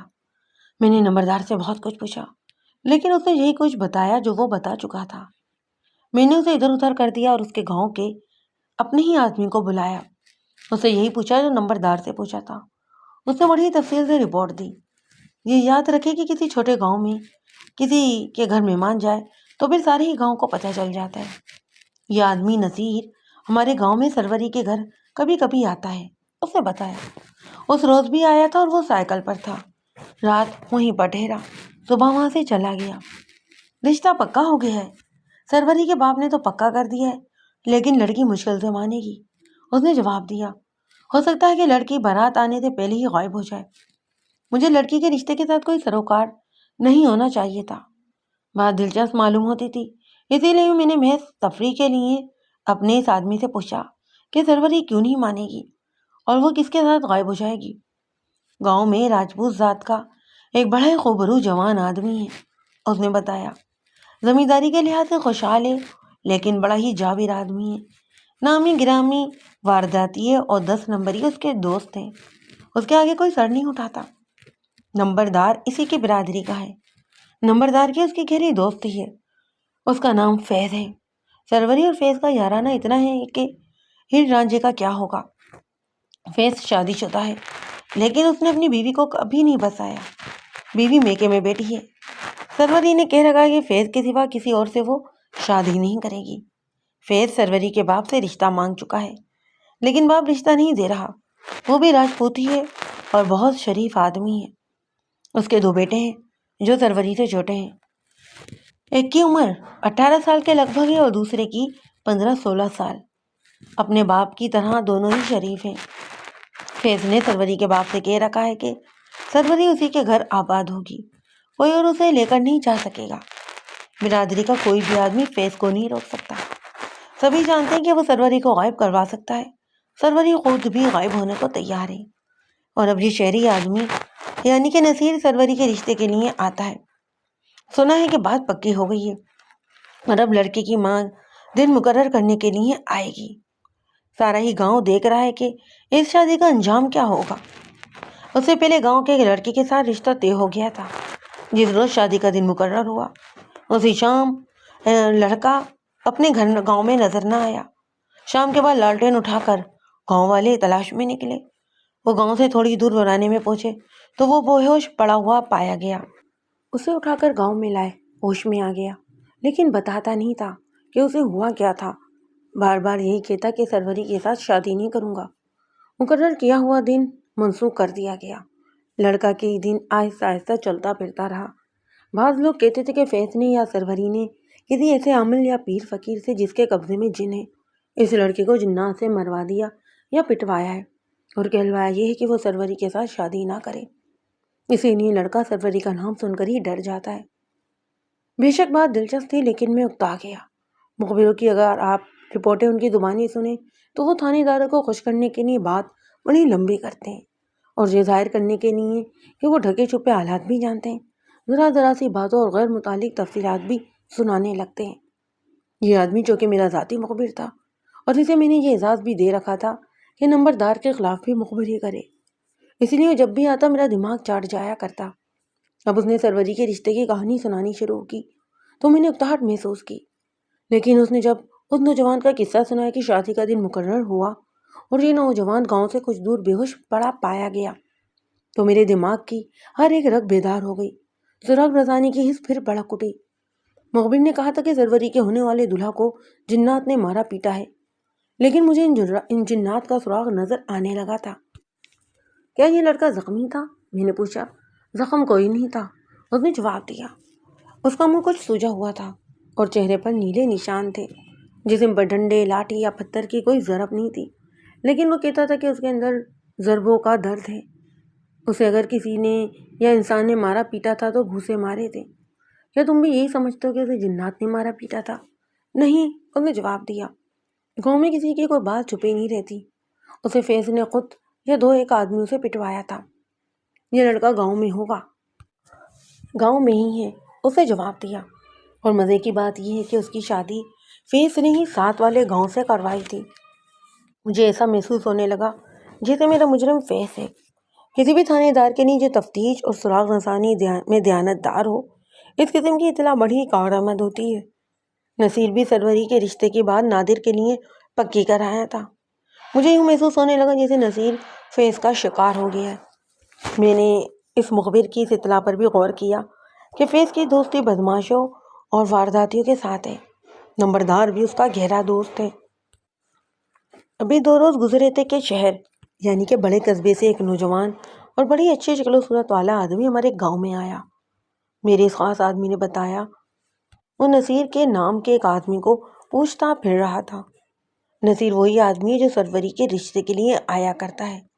یہ جو دوسرا آدمی آیا تھا اس کے متعلق پتہ چلا کہ سروری کا رشتہ اسی کے لیے کیا گیا ہے۔ فیض باہر کھڑا تھا۔ میں نے دیکھا کہ فیض کی اور اس کی کچھ دیر باتیں ہوتی رہی تھیں۔ پھر وہ آدمی سروری کے گھر چلا گیا۔ گھنٹہ 1.5 بعد وہاں سے نکلا اور شہر کا رخ کرنے کی بجائے دوسرے گاؤں کی طرف چل پڑا۔ گھنٹہ 1.5 بعد وہ وہاں سے نکلا اور شہر کا رخ کرنے کی بجائے دوسرے گاؤں کی طرف چل پڑا تھا۔ وہ پیدل تھا۔ وہ گاؤں سے تھوڑی دور گیا تو فیض بھی اس کے پیچھے چل پڑا۔ سروری کے دونوں بھائیوں نے اپنے مہمان کے ساتھ گاؤں کے باہر تک ساتھ آئے۔ وہ فیض کو اپنے مہمان کے پیچھے جاتا دیکھ کر اپنے گھر چلے گئے اور فوراً ہی باہر آ کر اسی طرف دیکھتے چلے گئے جدھر ان کا مہمان اور فیض گئے تھے۔ دونوں بھائیوں کے ہاتھوں میں ڈنڈے تھے۔ وہ دوپہر کے بعد واپس آئے تھے اور فیض اسے میں نے واپس آتے نہیں دیکھا۔ اس نے جواب دیا، اسے تو میں نے پھر دیکھا ہی نہیں۔ اس آدمی کو میں نے پچھلے کمرے میں بھیج دیا اور نمبردار کو بلایا۔ اسے میں نے سوچنے کا موقع دیے بغیر کہا کہ سیدھی بات کرو چودھری، وہ آدمی زندہ ہے یا اسے قتل کر دیا گیا ہے؟ پہلے سچ بولو، پھر جو کہو گے اسی طرح کروں گا۔ نمبردار نے مسکرا کر جواب دیا، زندہ ہے۔ آپ کو کس نے خبر دی ہے؟ چودھری تم مجھے یہ بتاؤ کہ یہ بات مجھ سے چھپائی کیوں ہے؟ میں نے دوستانہ بے تکلفی سے پوچھا۔ مجھے چونکہ اس سے اپنا مطلب پورا کرنا تھا، اس لیے میں نے ذرا جھک کر بات کی۔ تمہیں تو میں نے کبھی دھوکہ نہیں دیا، بولو یہ کیا قصہ ہے؟ حضور، وہ اپنا بچہ ہے، اس نے کہا۔ میرا خیال تھا کہ آپ کو معلوم نہیں ہوگا۔ مجھے اب کانسٹیبلوں سے پتہ چلا ہے کہ جو آدمی سروری کے رشتے کے لیے ہمارے گاؤں جایا کرتا ہے وہ لاپتہ ہے اور آپ تفتیش کر رہے ہیں۔ پوری بات مجھ سے سنیں اور مجھ پر کرم یہ کریں کہ کیس گول کر دیں۔ آپ کا لاپتہ فرد آپ کو زندہ سلامت مل جائے گا۔ مجھے اپنے لاپتہ فرد کی ہی ضرورت تھی۔ کیس گول کرنا مجھے آتا تھا۔ نمبردار کے ساتھ کسی کیس میں ہمیں یہ سودے کرنے ہی پڑتے تھے۔ یہی نمبردار تفتیش کے سلسلے میں ہمیں بعض اوقات معجزہ نما مدد بھی دیا کرتے۔ اگر نادر کہیں چلا گیا تھا تو میرا اس کے ساتھ کوئی تعلق نہیں تھا۔ میرے پاس نصیر کی گمشدگی کی رپورٹ آئی تھی، نادر علی کی نہیں۔ میری تمامی قیاس ساریاں غلط ثابت ہوئیں۔ نصیر قتل نہیں ہوا تھا، لہذا نصیر کی بیوی اور نادر علی کم از کم اس معاملے میں بے گناہ تھے۔ ان دونوں کے آپس کے تعلقات بہنوں بھائیوں والے تھے یا نہیں، یہ میرا مسئلہ نہیں تھا۔ نمبردار نے فیض اور سروری کے متعلق وہی باتیں بتائیں جو میرا آدمی مجھے بتا چکا تھا۔ اس نے فیض کی تعریف یوں کی کہ اس کا یارانہ چونکہ جرائم پیشہ لوگوں کے ساتھ ہے، اس لیے کہیں کوئی واردات ہو جائے تو فیض مجرموں کی نشاندہی کر دیتا ہے۔ مختصر طور پر یہ کہ نمبردار اسے بچانا چاہتا تھا اور میں نے بھی آمادگی ظاہر کر دی۔ اس نے بتایا کہ فیض پہلے ایک نوجوان کو جس کے ساتھ سروری کا دن مقرر ہو گیا تھا سبق دے چکا ہے کہ سروری کسی اور کے گھر میں آباد نہیں ہوگی۔ گاؤں میں کسی لڑکے کے والدین سروری کا رشتہ مانگنے کی ضرورت نہیں کرتے۔ سروری کا باپ لڑکا نہیں، ورنہ گاؤں میں خون خرابہ ہو جاتا۔ سروری کے باپ نے بھی قسم کھا رکھی ہے کہ وہ فیض کو رشتہ نہیں دے گا۔ فیض اور سروری نے قسم کھا رکھی تھی کہ وہ شادی کر کے ہی رہیں گے۔ سروری اتنی دلیر ہے کہ گھر سے اٹھ کر فیض کے گھر آباد ہو سکتی ہے، لیکن فیض نے اسے امید دلا رکھی ہے کہ اس کا باپ ایک نہ ایک دن رشتہ دینے پر مجبور ہو جائے گا۔ اتنے میں نصیر کے شہر کے ایک آدمی کے لیے سروری کا رشتہ لینے آ گیا۔ سروری فیض کو بتاتی رہی کہ رشتے کی بات کہاں تک پہنچی ہے۔ نصیر اپنی بیوی کو بھی لے کر آیا تھا۔ جب سروری کے باپ نے وعدہ دے دیا کہ وہ نادر علی کو رشتہ دے دے گا تو سروری نے فیض کو بتایا۔ ایک بار پھر نصیر گاؤں میں گیا تو واپسی پر فیض نے اسے راستے میں روک کر کہا کہ آئندہ اس گھر میں رشتے کے لیے نہ آنا۔ نصیر نے اینٹ کا جواب پتھر سے دیا۔ دونوں کی تو میں ہوئی۔ فیض نے نصیر سے کہا کہ جان سے نہیں ماروں گا لیکن جینے کے قابل بھی نہیں چھوڑوں گا۔ نصیر نے اسے کہا کہ میں اکیلا آؤں گا اور ضرور آؤں گا۔ نمبردار نے مجھے بتایا کہ 5-6 دن گزرے، نصیر پھر آ گیا اور وہ سائیکل پر سوار تھا۔ فیض نے ساتھ والے گاؤں سے 2 آدمی بلا لیے۔ نصیر سروری کے گھر سے نکلا تو شہر کی طرف جانے کے بجائے ایک گاؤں کی سمت میں چلا گیا۔ فیض نے اپنے آدمیوں کو ایک خاص طرف بھیج دیا اور خود نصیر کے پیچھے ہو گیا۔ اس نے واپس آ کر نمبردار کو بتایا کہ راستے میں اس نے نصیر کو روک لیا ہے۔ ان دونوں کے آدمی بھی پہنچ گئے۔ تینوں نے ہی نصیر کو پکڑ لیا۔ اس کے پاؤں اور ہاتھ رسیوں سے باندھ کر اٹھا لیے گئے۔ پگڈنڈی سے ہٹ کر ٹیلوں اور چٹانوں کا ویران علاقہ شروع ہو جاتا تھا۔ انہوں نے نصیر کو وہاں پر لے جا کر بند کر دیا۔ نمبردار نے کہا وہ ابھی تک وہیں بند ہے، اسے ایک وقت کا کھانا دیا جاتا ہے، اس کا منہ کپڑے سے بند رکھا جاتا ہے۔ میں نے وہ جگہ نہیں دیکھی۔ میں نے پوچھا اسے کب تک بند رکھا جائے گا اور اسے بند کرنے کا مقصد کیا ہے؟ فیض اسے سبق سکھا رہا ہے، کہتا ہے کہ جب اس کی ہڈیاں نظر آنے لگیں گی تو چھوڑ دوں گا، نمبردار نے کہا۔ نمبردار نے فیض کے جن 2 جرائم پیشہ ساتھیوں کے نام بتائے تھے وہ بھی ہسٹری شیٹر تھے۔ انہیں تھانے بلانا کوئی مشکل نہیں تھا۔ میں نے نمبردار سے وعدہ کیا تھا کہ وہ نصیر کو برآمد کروا دے تو میں فیض کو نظر انداز کر دوں گا۔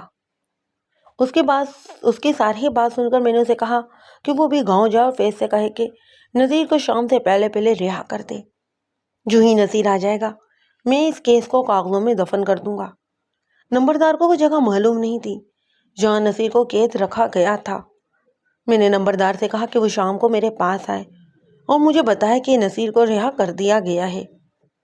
نمبردار چلا گیا مگر وہ شام کا گہرا اندھیرا ہونے تک نہ آیا۔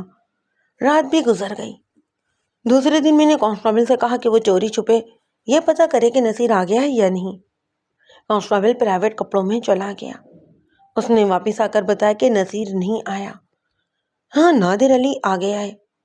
میں نے بہت سوچا کہ آیا مجھے نادر علی کی ضرورت ہے یا نہیں۔ نصیر کے آ جانے سے نادر علی کی ضرورت ختم ہو جاتی تھی مگر وہ نہیں آیا۔ نمبردار بھی نہیں آیا تھا۔ میں نے نادر علی کو ضرورت کے وقت تک کے لیے نظر انداز کر دیا۔ ایک ہیڈ کانسٹیبل کو پرائیویٹ کپڑوں میں نمبردار کو تھانے لانے کے لیے بھیجا۔ مجھے اس پر غصہ آ رہا تھا۔ میں سمجھنے لگا کہ اس کے ساتھ سودا کر کے میں نے غلطی کی ہے اور وہ میرے سر پر سوار ہو گیا ہے۔ میں نے ہیڈ کانسٹیبل کے جانے کے بعد ایک تجربے کار اور ذہین کانسٹیبل کو یہ کہہ کر گاؤں بھیجا کہ وہ ان دونوں جرائم پیشہ آدمیوں کو جو فیض کے ساتھ تھے اسی طرح تھانے میں آنے کو کہے، کسی کو پتہ نہ چلے۔ کانسٹیبل ان دونوں کو اچھی طرح جانتا تھا۔ ان کا گاؤں نمبردار کے گاؤں سے تقریباً 1.5 میل دور تھا۔ مجھے معلوم تھا کہ یہ دونوں ہی میرا پیغام سنتے ہوئے سر کے بال چلے آئیں گے۔ پہلے نمبردار آیا۔ اس نے بتایا کہ فیض کو گاؤں سے گئے 3 دن ہو گئے ہیں۔ مجھے نہیں معلوم کہ کہاں چلا گیا ہے۔ میرے مخبر نے بتایا تھا کہ نادر علی نصیر کے پیچھے ہی گاؤں میں گیا تھا۔ وہ جا رہا تھا تو فیض اس کے پیچھے چل پڑا اور فیض کے پیچھے سروری کے بھائی چلے گئے تھے۔ اس کے بعد فیض واپس نہیں آیا۔ اب نمبردار نے کہا کہ وہ واپس نہیں آیا تو مجھے غصہ آ گیا۔ نمبردار اگر سب کچھ جانتا تھا تو یہ مجھے جھوٹ نظر آتا کہ اسے نہیں معلوم کہ نصیر کو فیض نے کہاں قید میں ڈال رکھا ہے۔ میں نے محسوس کیا کہ میں خواہوں کا نمبردار سے دب رہا ہوں۔ میں نے اسے کہا دیکھو چودھری، حوالات میں بند کر دوں گا، میرا تمہارا سودا ختم ہو چکا ہے۔ میں نہیں مان سکتا کہ تمہیں معلوم نہ ہو کہ نمبردار کو فیض نے کہاں رکھا ہوا ہے۔ اس نے میرے آگے قسمیں کھائیں، ہاتھ جوڑے اور مجھے یقین دلانے کی کوشش کی کہ اسے نہیں معلوم۔ میں نے اسے کانسٹیبلوں کے کمرے میں بھیج دیا۔ تھوڑی دیر بعد ایک جرائم پیشہ آ گیا۔ دوسرے کے متعلق پتہ چلا کہ آ رہا ہے۔ جو آ گیا تھا اسے میں نے دفتر میں بٹھا کر پوچھا کہ اس آدمی کو کہاں بند کر رکھا ہے۔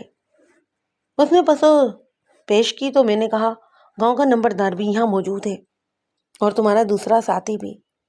ہاں اگر مجھے کچھ بتانے سے انکار کرنا چاہتے ہو تو بھلے کر دو، میرا ہاتھ تم پر نہیں اٹھے گا۔ میں صرف اتنا کروں گا کہ تمہیں حوالات میں بند کر دوں گا تم اچھی طرح جانتے ہو کہ میرے پاس نہ کیسوں کی کمی ہے اور نہ ہی گواہوں کی۔ تمہاری اس واردات کے متعلق مجھے بہت کچھ معلوم ہو گیا ہے۔ مجھے تمہارے اقبال کی بھی ضرورت نہیں۔ اگر میری مدد کر دو گے تو پھر ہماری دوستی پکی رہے گی۔ یہ لوگ تو ہوتے ہی ہماری ہتھیلی میں تھے۔ اس نے فیض کے متعلق وہی کچھ بتایا جو مجھے پہلے ہی معلوم ہو چکا تھا۔ اس نے نمبردار کے بیان کی بھی تصدیق کر دی اور مجھے یہ بھی بتا دیا کہ نمبردار کو وہاں کہیں معلوم نہیں تھا کہ نصیر کہاں پر بند کیا گیا ہے۔ اس نے بتایا کہ پگڈنڈی سے ذرا ہٹ کر ٹیلوں اور چٹانوں کا ویران علاقہ دور تک چلا گیا ہے۔ وہاں کوئی آبادی نہیں۔ کبھی کسی زمانے میں وہاں اینٹوں کا بٹا ہوا کرتا جو کبھی کا اجڑ چکا ہے۔ وہاں پتھروں اور مٹی کا ایک کمرہ ہے جو بٹے والوں نے اپنے لیے بنایا تھا اور یہ ابھی تک صحیح سلامت ہے۔ نصیر کو اس میں بند کر کے رکھا گیا ہے۔ فیض نے ہمیں خاصی اجرت دی ہے۔ اس نے کہا اس آدمی کو 2 دنوں بعد چھوڑ دینا تھا، لیکن آدمی بڑا ہی اکھڑ ہے۔ اس کوٹری میں لے جا کر ہم نے اس کے ہاتھ پاؤں کھول دیے اور فیض نے اسے کہا کہ سروری کے رشتے سے باز آ جاؤ اور آئندہ اس گاؤں میں نہ آنا۔ نصیر نے فیض سے کہا کہ میں تمہیں پہلے بھی بتا چکا ہوں اور ایک بار پھر کہہ رہا ہوں کہ میں نے سروری کا رشتہ اپنے دوست کے لیے لیا ہے اور میں تمہارے ڈر سے رشتے سے بھاگ نہیں جاؤں گا۔ تم تینوں اور میں اکیلا، ایک ایک کر کے میرے سامنے آؤ۔ اس نے فیض کو بڑی ننگی بات کہہ دی۔ فیض نے اس کے منہ پر تھپڑ مارا۔ نصیر نے فیض کے منہ پر گھونسا مارا۔ ایک لات میرے ہی پیٹ میں ماری۔ میں دھورا ہو گیا۔ ہم 3 تھے اس لیے اسے گرا لیا اور اس کے ہاتھ پاؤں رسیوں سے باندھ دیے۔ فیض نے کہا کہ اس کی مار کٹائی بالکل نہ کرو، یہیں پر بند رہنے دو، دن میں صرف ایک بار کھانے کے لیے دو، اور جب یہ لاش کی طرح ہو جائے تو اسے رات کو اٹھا کر شہر لے جانا اور اس کے گھر کے آگے پھینک کر آ جانا۔ فیض چلا گیا۔ میں اور میرا ساتھی رات کو اس پر باری باری پہرا دیتے۔ دروازے کے باہر ہم تالا بھی لگا کر رکھتے ہیں اور اس کے منہ پر کپڑا بھی باندھ دیتے ہیں تاکہ اس کی آواز باہر نہ نکلے۔ فیض 2 دفعہ وہاں گیا تھا اور اسے کہا تھا کہ سروری کے رشتے سے ہاتھ اٹھا لو۔ اس کے جواب میں نصیر خاموش رہتا۔ یہ کہتا ہے کہ اگر یہاں سے زندہ نکل گیا تو سروری کو اپنے دوست کے گھر بساؤں گا۔ اب یہ شخص کمزور ہو گیا ہے لیکن ہار نہیں مانتا۔ فیض یہ جرم جذبات کے زیر اثر کر رہا تھا اور وہ اپنی زمینداری اور بدماشوں کی دوستی کی وجہ سے اپنے آپ کو اس علاقے کا ٹارزن سمجھتا۔ وہ احمقانہ طریقے سے گھناؤنا جرم کر رہا تھا۔ میں نے یہ تسلیم کر لیا تھا کہ نمبردار کو بھٹی کی اس کوٹری کا علم نہیں تھا۔ اس نے میری مدد کی ورنہ تفتیش میں مجھے بہت پریشانی ہوتی۔ میں نے اس کے عوض کیس گول کرنے کا وعدہ کر لیا تھا، لیکن جرم کی نوعیت کچھ ایسی تھی کہ میں اس کے مجرموں کو نظر انداز نہیں کر سکتا۔ کر تو سکتا تھا مگر میں نے نظر انداز کرنا بہت ہی بری بددیانتی سمجھا۔ فیض جیسے بد کردار آدمی کو میں نے بخشش دینا گناہ کبیرہ سمجھا۔ فیض کا دوسرا ساتھی بھی آ گیا تھا۔ میں نے پہلے حوالات میں اسے بند کروایا اور دوسرے سے پوچھا تم لوگوں نے جسے پرانے بھٹی کی کوٹری میں بند کر رکھا ہے اس کی سائیکل بیچ ڈالی ہے یا ابھی اپنے گھر میں رکھی ہوئی ہے؟ وہ مسکرایا اور ہاتھ جوڑ کر بولا ہم اسے چھوڑ دیں گے حضور، آپ اس سے پوچھ لینا، ہم نے اسے مارا پیٹا نہیں۔ فیض نے کہا تھا کہ اسے صرف ڈرانا ہے اور سائیکل میرے ہی گھر میں ہے۔ اس سے مجھے یہی توقع تھی کہ میرے پہلے سوال سے ہی وہ جان گیا تھا کہ واردات کی تفتیش کامیابی سے مکمل ہو چکی ہے، اس لیے اس نے یہی بہتر سمجھا کہ مان جائے۔ اس نے بھی وہی کہانی سنائی جو میں آپ کو سنا چکا ہوں۔ اس سے میں نے فیض کے متعلق پوچھا کہ وہ گاؤں میں ہے یا کہاں پر ہے۔ اس نے بتایا کہ فیض 2-3 دن سے نظر نہیں آ رہا، معلوم نہیں کہاں چلا گیا ہے۔ میں نے دونوں ہی ملزموں کو ہتھکڑیوں میں اپنے ساتھ لیا۔ نمبردار بھی ساتھ ہی تھا۔ اپنا اسٹاف بھی ساتھ لے لیا اور میں فیض کے گاؤں کو روانہ ہوا۔ تھانے کے احاطے سے نکلا ہی تھا کہ اپنا ایک آدمی باہر سے آتا ہوا دکھائی دیا اور مجھے ایک طرف کر کے اس نے بتایا کہ نادر علی آ گیا ہے۔ اگر نصیر کا سراغ مل چکا ہوتا اور اس کی گمشدگی کی پوری کہانی میں سن نہ چکا ہوتا تو نادر علی کی واپسی میرے لیے بہت بڑی خبر ہوتی اور میں اطلاع ملتے ہی اس کے گھر جا دھمکتا۔ مگر اب مجھے نادر علی کی کوئی ضرورت ہی نہیں تھی، وہ اس واردات میں ملوث نہیں تھا، لہٰذا میں فیض کے ہی گاؤں چلا گیا۔ اس گاؤں میں جا کر فیض کے دروازے پر دستک دی۔ دروازہ کھلا۔ میں نے فیض کے متعلق پوچھا تو مجھے بتایا گیا کہ وہ 3 دنوں سے کہیں گیا ہوا ہے۔ اب نشہ ختم کرنے کے لیے میں نے اس کے گھر کی مکمل تلاشی لی، وہ نہ ملا۔ میں نے گاؤں کے 3 معزز آدمی ساتھ لیے اور ان کے سامنے فیض کے ساتھیوں سے کہا کہ ہمیں وہاں لے چلو جہاں تم نے شہر کے ایک آدمی نصیر کو بند کر رکھا ہے۔ وہ چونکہ جرائم پیشہ تھے، پولیس کا طریقہ کار جانتے تھے، اس لیے وہ ہمیں پہلے اس جگہ پر لے گئے جہاں انہوں نے نصیر کو روکا اور اسے باندھ کر پرانے بھٹے کی طرف لے گئے تھے۔ انہوں نے مجھے وہ راستہ دکھایا جو باقاعدہ راستہ نہیں تھا بلکہ وہ ویرانہ تھا۔ اس زمانے میں آبادیاں بہت کم اور ایسے ویرانے کافی زیادہ تھے جہاں عام گزرگاہ نہیں تھی۔ وہ ہمیں پرانے بھٹے تک لے گئے۔ بھٹا دیکھ کر اندازہ ہوتا تھا کہ 20-25 سال پرانا یہ ویران پڑا ہے۔ وہاں مجھے کوٹری بھی دکھائی گئی۔ باہر تالا لگا ہوا تھا۔ ملزموں میں سے ایک نے جیب سے چابی نکال کر یہ تالا کھولا۔ میں کوٹری میں داخل ہوا تو بدبو نے جیسے دھکا دے کر مجھے باہر پھینک دیا۔ کوٹری کی کوئی نہ کوئی کھڑکی تھی اور نہ ہی کوئی روشن دان۔ نصیر کئی دنوں سے اندر بند تھا۔ وہ پیشاب وغیرہ بھی اندر ہی کرتا رہا۔ میں نے ناک کے آگے رومال رکھا اور دونوں ہی ملزموں کے پیچھے اندر گیا۔ دیوار کے ساتھ پیٹھ لگائے ہوئے ایک آدمی بیٹھا تھا۔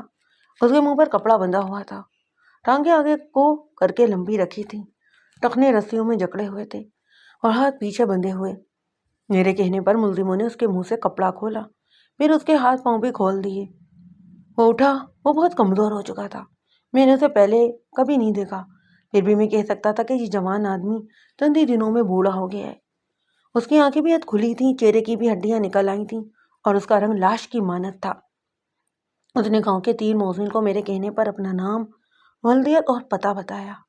میں نے اس کی برآمدگی کی کاغذی کارروائی مکمل کر لی اور اس پر ان آدمیوں کے انگوٹھے لگوائے جنہیں میں ساتھ لایا تھا۔ وہاں سے جب ہم گاؤں کی طرف واپس جانے لگے تو گاؤں کے موذن نے کہا کہ جس راستے سے ہم آئے تھے وہ لمبا تھا، ایک چھوٹا راستہ ہے۔ دراصل راستہ تو یہ بھی نہیں تھا۔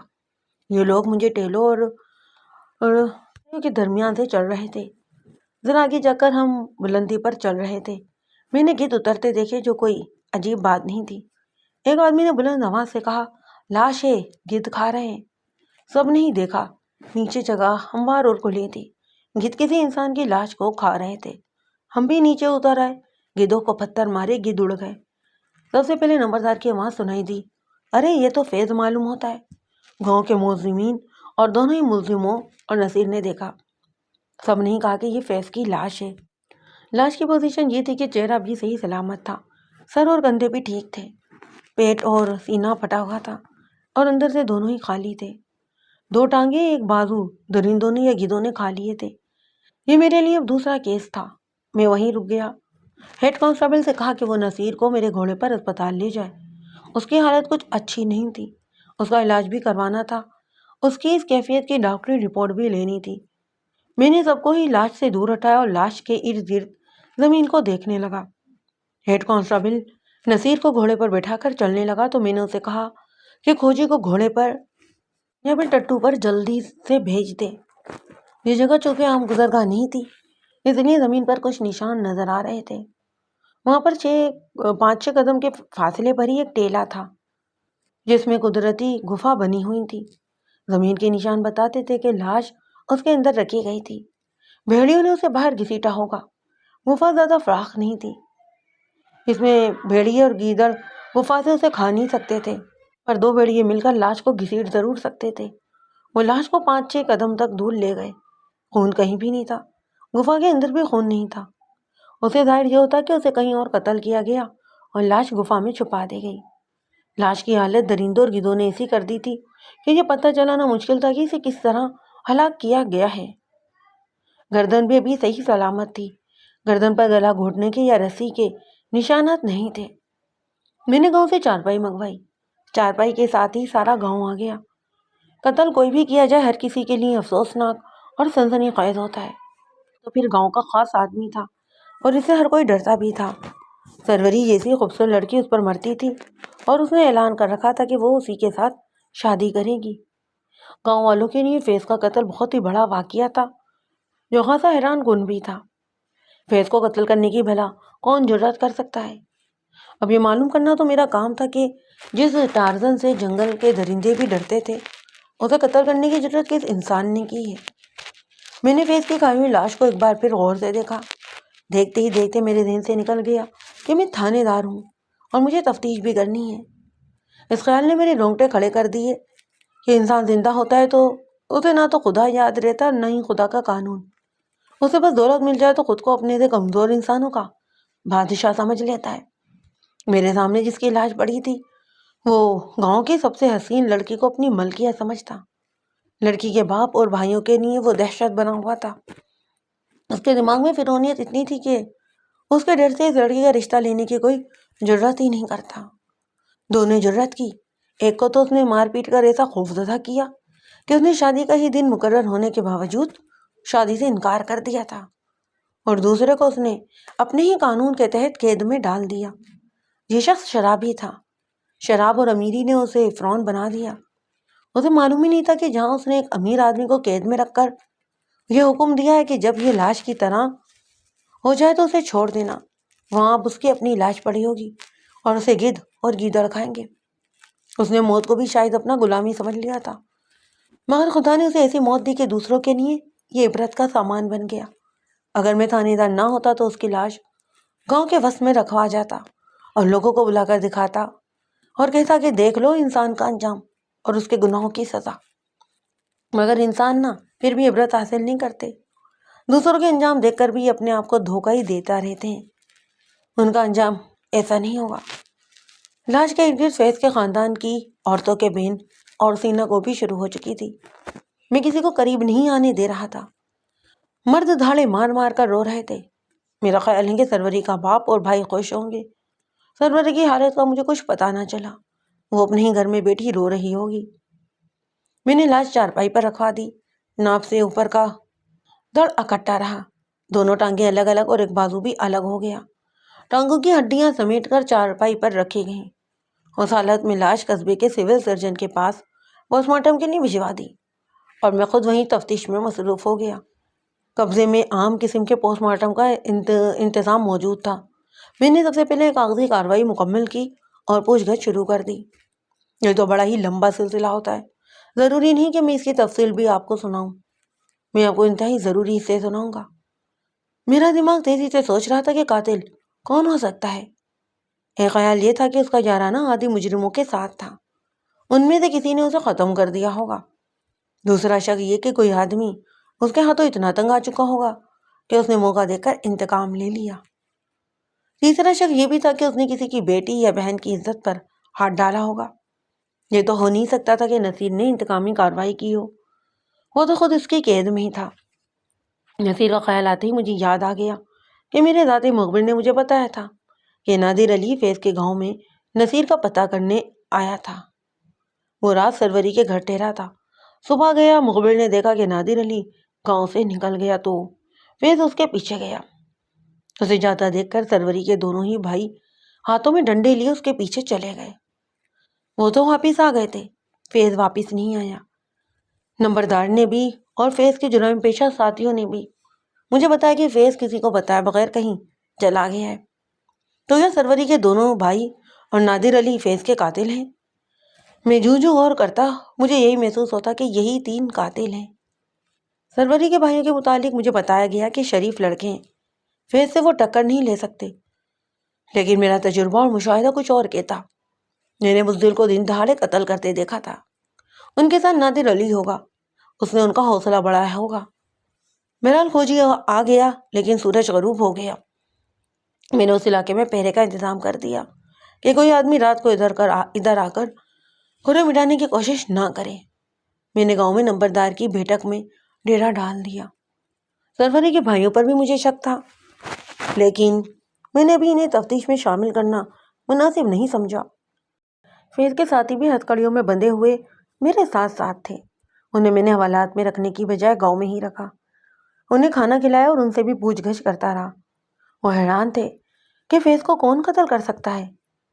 میں نے یہ معلوم کرنے کی کوشش کی کہ فیض کی دشمنی کسی نامی گرامی ڈاکو یا پھر جواری سے ہوگی، مگر مجھے کوئی خاطر خواہ جواب نہ ملا۔ رات کو میں نے کاغذات تیار کیے اور جہاں جہاں بھیجنے تھے بھیج دیے۔ رات کو میں نے یہ کارروائی بھی کی کہ اپنے ایس آئی کو پیغام بھیجا کہ پیغام ملتے ہی نادر علی کے گھر چلا جائے اور وہ جس حالت میں بھی اسے تھانے لے کر آ جائے، مگر حوالات میں بند نہ کرے۔ اس پر ایک کانسٹیبل کھڑا کر دے۔ پیغام لے جانے والے اسی آدمی سے میں نے کہا کہ ایس آئی اسپتال سے پوسٹ مارٹم لے کر مجھے بھیج دے۔ نمبردار کو میں نے بہت ذلیل کیا کہ ایک آدمی گاؤں میں اس حد تک منمانی کرتا رہا کہ ایک باپ اپنی بیٹی کا رشتہ اپنی مرضی سے نہیں دے سکتا، اور نمبردار بجائے اس کا ہاتھ روکنے کے یا پھر تھانے میں اطلاع کر دینے کے اس کا دوست بنا رہا اور اس نے میرے ہاتھوں سے بچانے کی بھی کوشش کی۔ نمبردار میرے آگے ہاتھ جوڑتا اور معافی مانگتا رہا۔ اس نے میرے آگے اپنا سینہ کھول کر رکھ دیا، مگر فیض کے قاتل کا پھر بھی کوئی اشارہ نہ ملا۔ اس نے یہ بھی بتایا کہ فیض نوجوان لڑکیوں کا شکار ہی تھا، لیکن سروری واحد لڑکی تھی جس کے ساتھ اس کی محبت پاک تھی، اور اس کی وجہ یہ تھی کہ سروری شادی سے پہلے پاک رہنا چاہتی تھی۔ رات بھر کی جھک جھک سے مجھے کچھ بھی حاصل نہ ہوا۔ آدھی رات کے بعد مجھے تھانے سے پوسٹ مارٹم رپورٹ مل گئی اور یہ اطلاع بھی کہ نادر علی کو بھی تھانے میں بٹھا لیا گیا ہے۔ پوسٹ مارٹم رپورٹ حتمی نہیں تھی کیونکہ لاش میں پھیپھڑے، تلی، دل، جگر اور معدہ، انتڑیاں اور گردے وغیرہ موجود نہیں تھے، اس لیے ڈاکٹر موت کا سبب بھی معلوم نہ کر سکا۔ وہ لاش کو ماہرین کے معائنے کے لیے دلی بھجوا رہا تھا۔ البتہ ڈاکٹر نے مجھے ایک بڑے کام کا سراغ دے دیا۔ لاش کے کندھے، گردن، چہرہ اور پیٹھ کا بلائی حصہ، شولڈر بلیڈ سلامت تھے۔ ڈاکٹر نے لکھا کہ پیٹھ پر لمبے اور نیلے نشان ہیں، ایسے ہی نشان گردن کے ساتھ کندھے پر بھی ہیں، اور سر میں 3 جگہوں پر ضربوں کے بھی نشان ہیں۔ یہ بڑی واضح شہادت ہے کہ مقتول کو لاٹھیوں سے مارا گیا ہے، چونکہ جسم کا بیشتر حصہ خصوصاً پیٹ تو غائب تھا، اس لیے معلوم کرنا یہ مشکل تھا کہ مقتول کو تیزدھار آلے سے مارا گیا ہے یا نہیں۔ میں یہ معلوم کرنا بھی مشکل تھا کہ مقتول کو مرے ہوئے دن کتنے گزر گئے، تاہم سول سرجن نے 3 دن لکھے تھے۔ لاٹھیوں کی ضربوں سے مجھے یاد آیا، میرے مخبر نے مجھے تھانے میں بتایا تھا سروری کے بھائی جب نادر علی اور فیض کے پیچھے گئے تھے تو دونوں ہی بھائیوں کے ہاتھوں میں جو ڈنڈے تھے وہ کتنے موٹے اور کس قسم کے تھے، اور کیا نادر علی کے پاس بھی کچھ تھا؟ مخبر نے بتایا کہ اسے اچھی طرح یاد ہے کہ نادر علی کے ہاتھ میں بھی بیت کا ایک موٹا ڈنڈا تھا، اس کی لمبائی گز کے لگ بھگ تھی۔ یہ اس زمانے میں لوگ ہاتھوں میں رکھا کرتے تھے۔ صبح طلوع ہوتے ہی میں نے کھوجی کو لاش کی برآمدگی کی جگہ پر لے گیا۔ میں نے خود بھی کھرے دیکھنے کی کوشش کی۔ بہت دیر بعد کھوجی کو کھرا مل گیا، اس پر چلتا گیا۔ اس نے بتایا کہ یہ 3 آدمیوں کے کھرے ہیں۔ ان دنوں نہ تو مینا برسا تھا اور نہ ہی آندھی آئی تھی، اس لیے کھرے موجود تھے، بجھے نہیں تھے۔ دوسرا فائدہ یہ ہوا کہ اس طرف سے اور کوئی گزر گاہ بھی نہیں تھا۔ کھرے ٹیلوں کے درمیان سے ہوتے ہوئے اوپر چلے گئے۔ اوپر زمین اور زیادہ کچی تھی، تینوں ہی کھرے صاف نظر آتے رہے۔ 2-3 جگہوں پر کھوجی نے بتایا کہ یہاں یہ تینوں رکے ہیں اور ایک جگہ ادھر ادھر ہو کر آگے چل پڑے ہیں۔ کیا یہ کہا جا سکتا ہے کہ انہوں نے لاش اٹھا رکھی ہے؟ میں نے پوچھا۔ میرا مطلب ہے کہ انہوں نے ایسا کوئی بوجھ اٹھا رکھا ہے، انہیں رک کر بوجھ کے نیچے جگہ بدلنے کی ضرورت پڑتی ہے۔ ان کی چال ایسی نہیں لگتی کہ تینوں بڑے ہی آرام سے یا قدرتی طریقے سے چلے ہوں۔ کھوجی نے کہا، ان کے پاؤں ٹھیک طرح سے نہیں پڑے۔ یہ کہا جا سکتا ہے کہ انہوں نے بوجھ اٹھا رکھا ہے۔ جہاں رک کر ایک ایسی جگہ دیکھ رہے تھے جہاں تینوں رکے اور ادھر ادھر ہوئے تھے، وہاں پر ایک ڈنڈا بھی پڑا تھا۔ یہ 1.5 انچ موٹا اور 1 گز سے کچھ لمبا تھا۔ میں نے ڈنڈا اٹھا لیا۔ ہم اور آگے گئے تو ایک جگہ کھوجی رک گیا۔ اس نے زمین کی طرف اشارہ کیا۔ میں نے دیکھا وہاں کھوجی کی آنکھ کی ضرورت نہیں تھی، زمین قاضی نرم تھی، کھرے گڑمڑتے اور دور تک پھیلے ہوئے تھے۔ یہاں پر لڑائی ہوئی تھی۔ کھوجی نے غور سے کھرے دیکھے، اسے 2 کھرے الگ مل گئے۔ یہ ان تینوں میں سے تھے جو یہاں سے لاش کی جگہ تک گئے تھے۔ وہاں سے پگڈنڈی تقریباً کچھ ہی دور تھی۔ راستے میں کھیت بھی آ گئے تھے، اس لیے کھرا اٹھانا مشکل ہو گیا۔ کھوجی اپنے فن میں حیران کن تک مہارت رکھتے، وہ کھوجی بھی آگے کھرا چلا سکتا تھا۔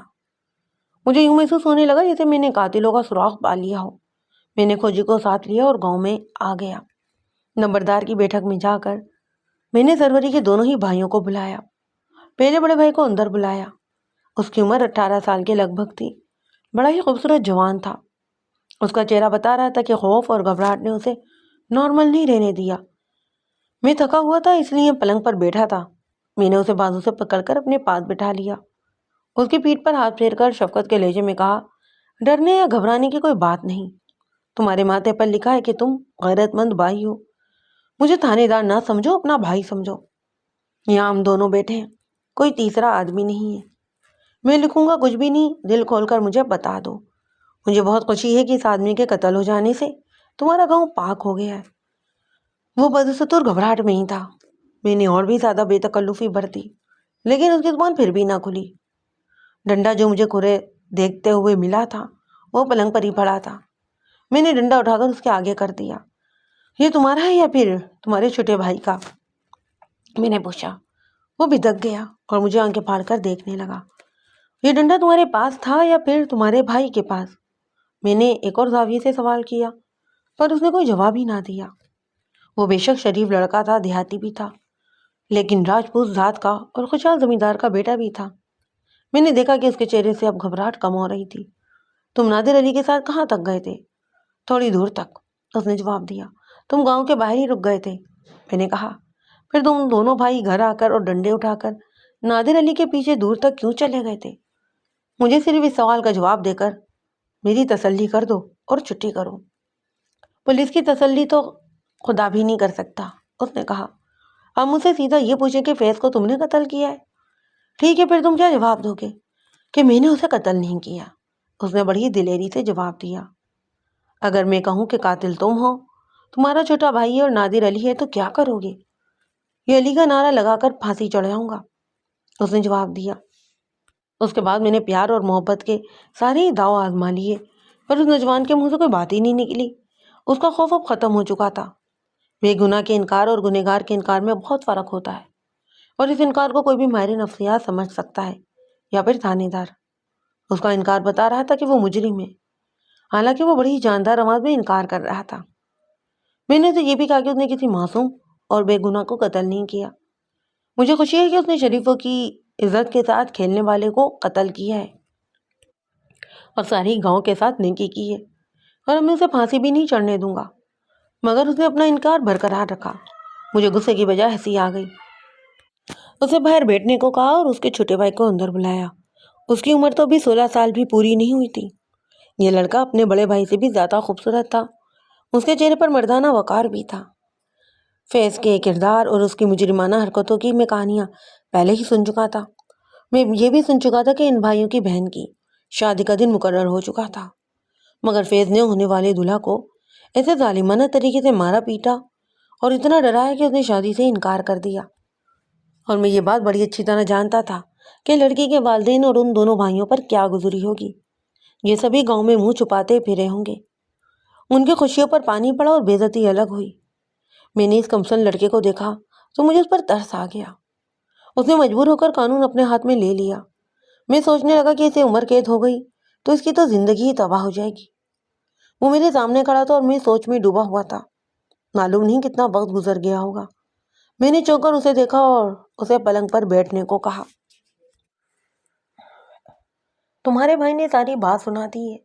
میں جذبات سے نکل کر تھانے داری میں آ گیا اور اس لڑکے کی پیٹھ پر ہاتھ رکھ کر کہا، گھبراؤ نہیں، سزا بھی میرے ہاتھ میں اور معافی بھی میرے ہاتھ میں۔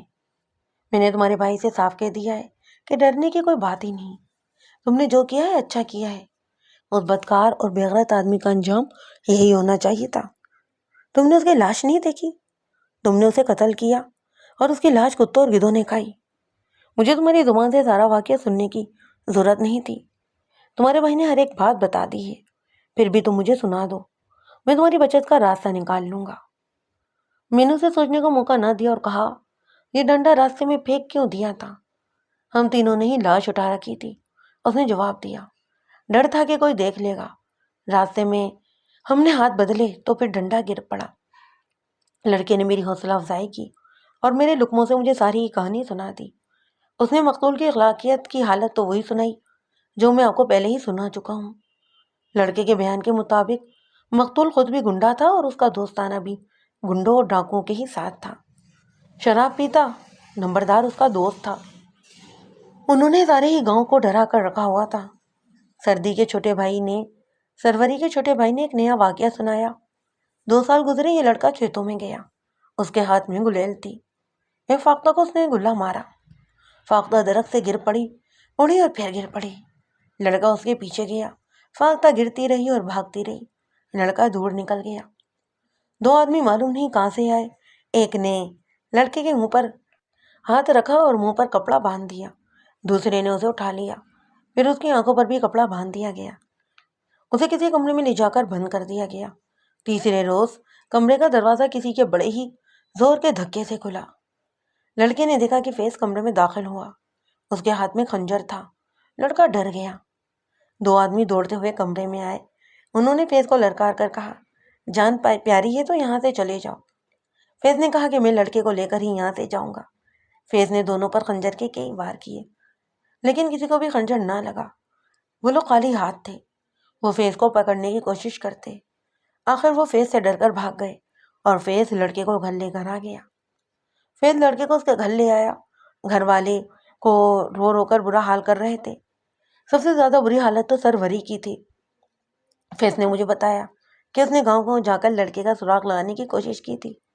آخر اسے پتہ چل گیا اور وہ اپنی جان خطرے میں ڈال کر لڑکے کو چھڑا لایا۔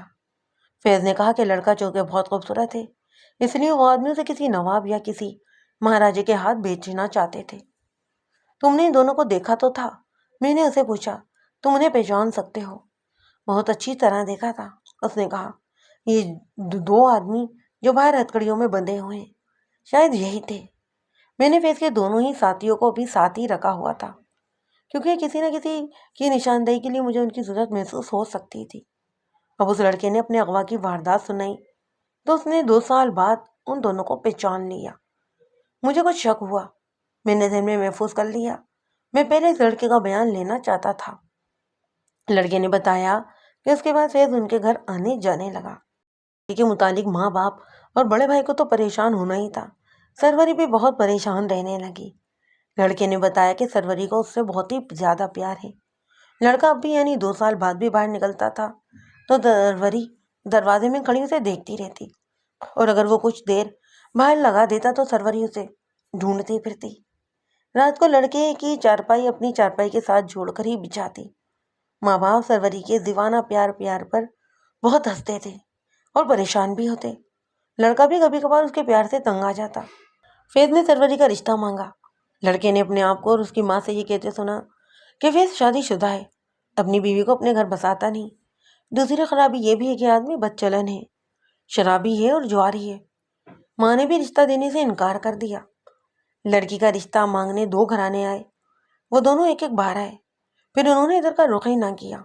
لڑکے یعنی کہ سروری کے بھائی کو ابھا کر پتہ چلا کہ سروری فیض کو چاہتی ہے، اور جو کوئی اس کا رشتہ لینے آتا ہے اسے فیض دھمکی دے کر ڈرا دیتا ہے، اور یہ بھی کہتا ہے کہ سروری کی اس کے ساتھ گہری دوستی ہے، وہ کسی اور کو قبول نہیں کرے گی۔ لڑکے نے اس لڑکے کا واقعہ سنایا جس نے شادی کا دن مقرر ہونے کے باوجود شادی سے انکار کر دیا تھا۔ سروری کے اس چھوٹے بھائی نے مجھے سنایا کہ گاؤں میں یہ مشہور ہو گیا کہ سروری کہتی پھرتی ہے کہ وہ فیض کے ساتھ ہی شادی کرے گی۔ لڑکے نے سروری سے پوچھا اور سروری سے یہ بھی کہا کہ اس کے متعلق جو مشہور ہو گیا ہے وہ اگر سچ ہے تو وہ اسے جان سے مار دے گا۔ سروری نے اسے کہا کہ ہاں، یہ میں نے کہا ہے کہ میں فیض کے ساتھ ہی شادی کروں گی، لیکن یہ میں نے صرف تمہارے لیے کہا ہے۔ لڑکا بہت حیران ہوا کہ اس کی خاطر اس کی بہن فیض جیسے بدماش کو کیوں پسند کرتی ہے۔ سروری نے اسے کہا اگر فیض نہ ہوتا تو تم کبھی کے اغوا یا قتل ہو چکے ہوتے۔ فیض کو میں تمہاری حفاظت کی یہ قیمت دے رہی ہوں کہ اس کے ساتھ شادی کروں گی۔ سروری نے لڑکے کو یقین دلایا کہ فیض کے ساتھ اس کے تعلقات پاک ہیں۔ لڑکے نے سروری کے دل سے یہ فہم نکالنے کی بہت کوشش کی کہ وہ اغوا ہو جائے گا، مگر بہن اپنے چھوٹے بھائی کے لیے پاگل ہوئی جا رہی تھی۔ ان کا باپ بھی شریف آدمی تھا، اسے بھی فیض نے دھمکی دے رکھی تھی کہ سروری کا رشتہ باہر چلا گیا تو سارے خاندان کا انجام بڑا خوفناک ہوگا۔ یہ دونوں ہی بھائی تنگ آ چکے تھے، باپ انہیں لڑائی جھگڑے سے منع کرتا رہتا۔ آخر نصیر نے نادر علی کے لیے بات کی، سروری کے باپ نے رشتہ دے دیا۔ فیض کو پتہ چلا تو اس نے نصیر کو دھمکی دے دی۔ نصیر پھر بھی آتا رہا۔ نصیر آخری بار آیا تو سروری کے باپ نے اسے کہا کہ نادر علی کی ماں سے کہے کہ وہ خود آئے اور منگنی کر لے یا پھر سیدھا سادہ شادی کا دن مقرر کر لے۔ نصیر نے دونوں ہی بھائیوں کو بتا دیا تھا کہ فیض اسے دھمکیاں دے رہا ہے اور وہ فیض کا چیلنج قبول کر چکا ہے۔ نصیر چلا گیا۔ تیسرے چوتھے روز ایک آدمی شہر سے آیا جس نے اپنا نام نادر علی بتایا۔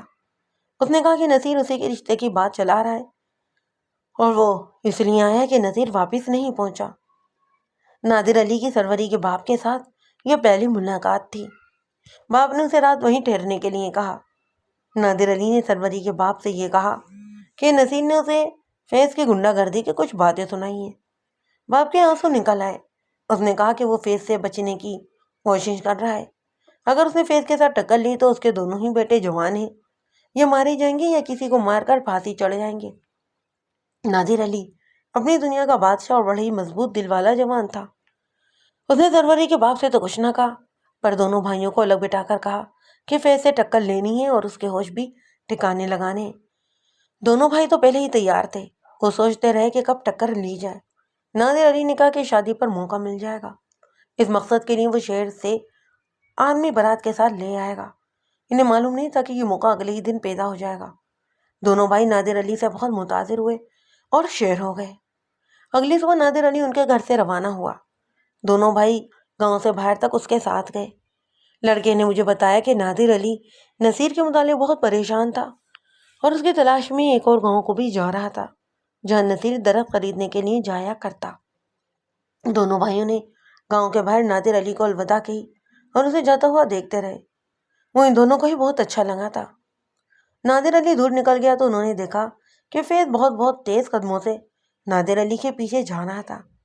بھائیوں نے آپس میں بات کی، فیض نادر علی کا راستہ روکے گا اور اسے دھمکی دے گا، چلو آج ٹکر ہی لے لی جائے۔ نادر علی کے پاس بھی بھید کا موٹا ڈنڈا تھا۔ ان بھائیوں کو معلوم تھا کہ فیض اپنے پاس چاقو یا خنجر رکھتا ہے۔ وہ دونوں گھر آئے۔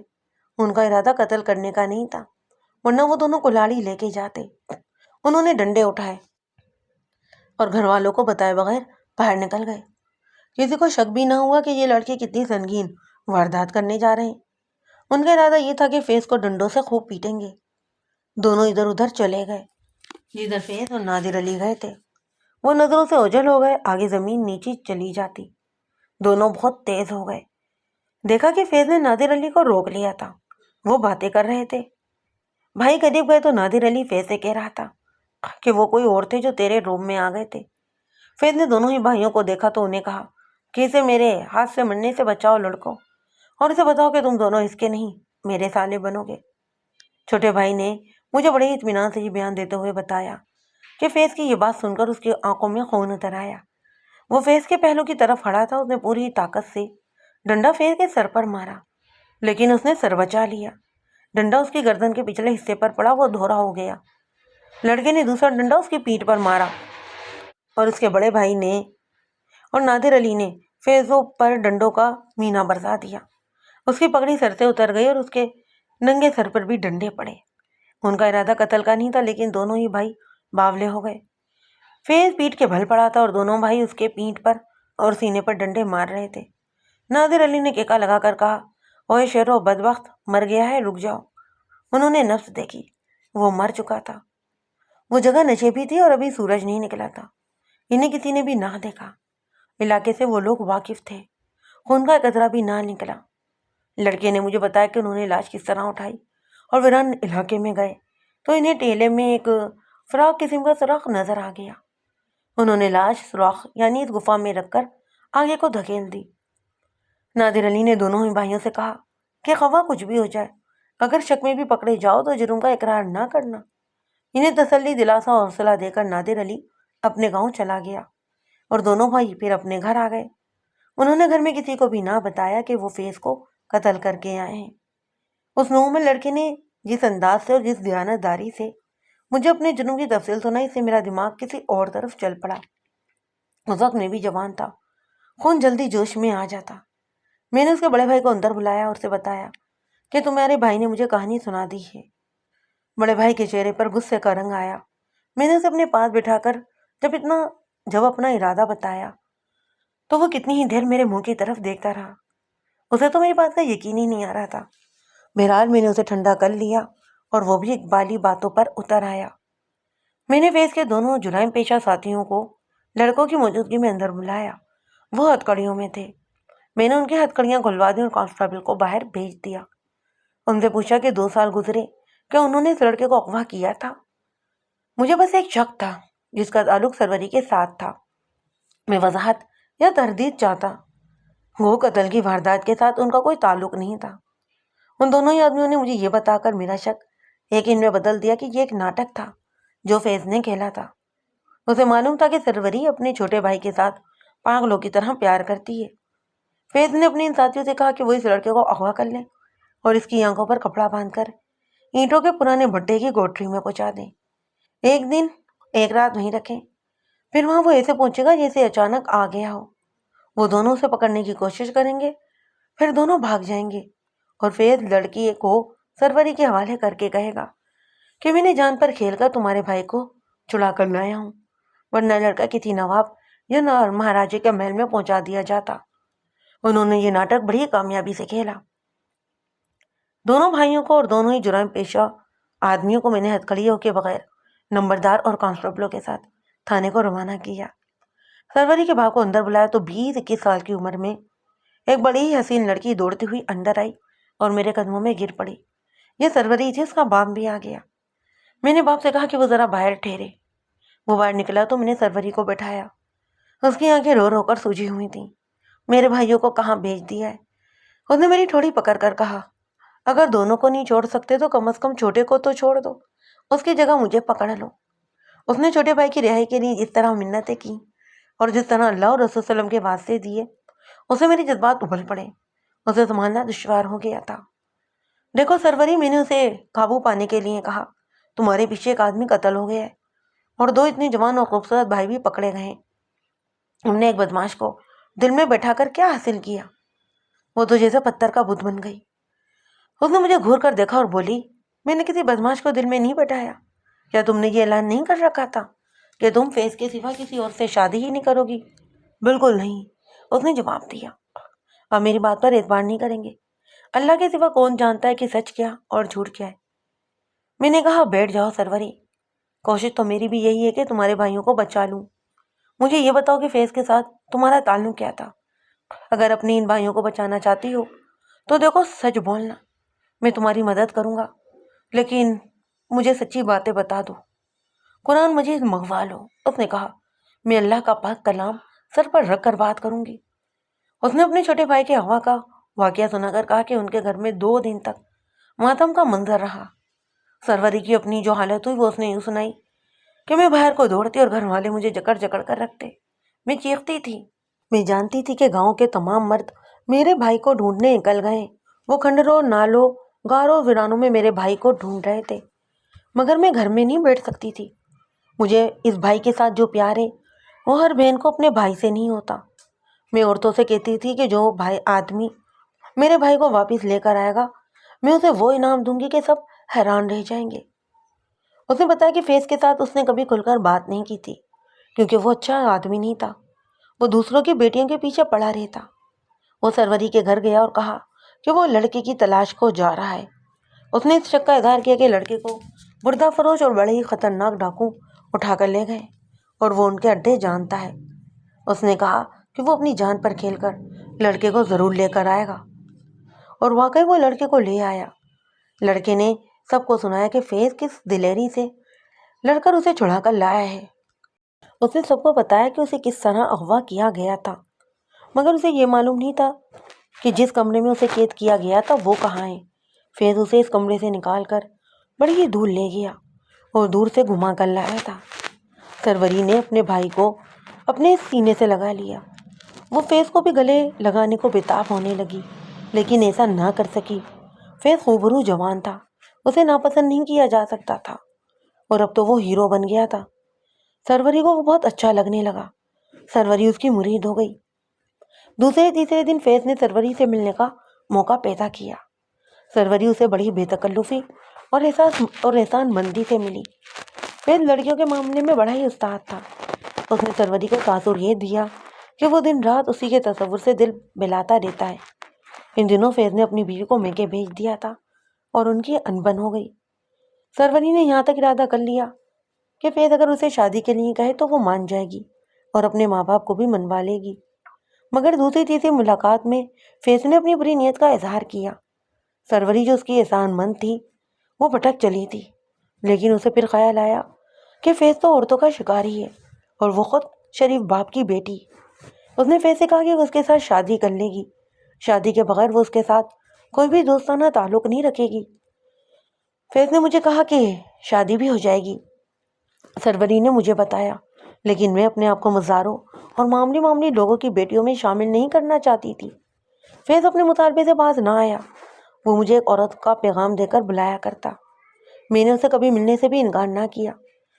اس نے جب بلایا اور جہاں بھی بلایا میں چپ پہنچ گئی۔ میں اسے راتوں کو کھیتوں میں بھی ملی، لیکن میں نے اسے صاف کہہ دیا کہ میں شادی کے بغیر اس کی بیوی نہیں بنوں گی۔ ایک بار اس نے زبردستی کی کوشش کی۔ میں نے اسے کہا کہ تم راجپوت ہو تو میں بھی راجپوت کی بیٹی ہوں، ہمت ہے تو زبردستی کر کے دیکھو۔ اسے غصہ آ گیا۔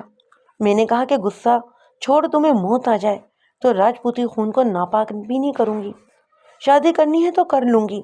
تم نے میرے بھائی کو موت کے منہ سے نکالا تھا، اس کا صلہ دوں گی، احسان اتار دوں گی۔ اس بیچارے کو معلوم ہی نہیں تھا کہ اس کے بھائی کا اغوا بھی ایک ناٹک تھا جو فیض نے اس کے سامنے ہیرو بننے کے لیے کھیلا تھا۔ فیض سیدھے راستے پر آ گیا۔ اس نے میرے ماں باپ سے میرا رشتہ مانگا، لیکن انہوں نے اس وجہ سے انکار کر دیا کہ فیض شرابی کبابی آدمی ہے، بدماشوں کے ساتھ اس کا دوستانہ ہے، اور اس نے اپنی بیوی کو اس لیے اجاڑ کر رکھا ہے کہ یہ عورتوں کا دلدارا ہے۔ میں نے ماں سے کہا کہ میں فیض کو اس کی نیکی اور بہادری کا صلہ دینا چاہتی ہوں۔ ماں نے مجھے اس کی باتیں سنا کر قائل کر لیا کہ فیض کے ساتھ شادی کرنے کا نتیجہ بہت برا ہوگا۔ میں اپنے باپ اور بھائیوں کی عزت کی خاطر خاموش ہو گئی۔ انکار کے بعد فیض نے مجھے بلایا تو میں چلی گئی۔ اس نے کہا کہ تمہارے والدین نے رشتہ دینے سے انکار کر دیا ہے، اب تم کیا کرو گی؟ میں نے اسے جواب دیا کہ میں اپنے والدین کے خلاف کچھ نہیں کروں گی۔ اس پر میری اور اس کی تو میں ہو گئی۔ میں غصے سے واپس آ گئی۔ دوسرے دن اس کا پیغام ملا کہ اپنے چھوٹے بھائی کو گھر سے باہر نہ نکلنے دینا، ورنہ میں اسے ہمیشہ کے لیے غائب کر دوں گا۔ میں ڈر گئی۔ فیض کو سبھی جانتے تھے کہ وہ کیا کچھ کر سکتا ہے۔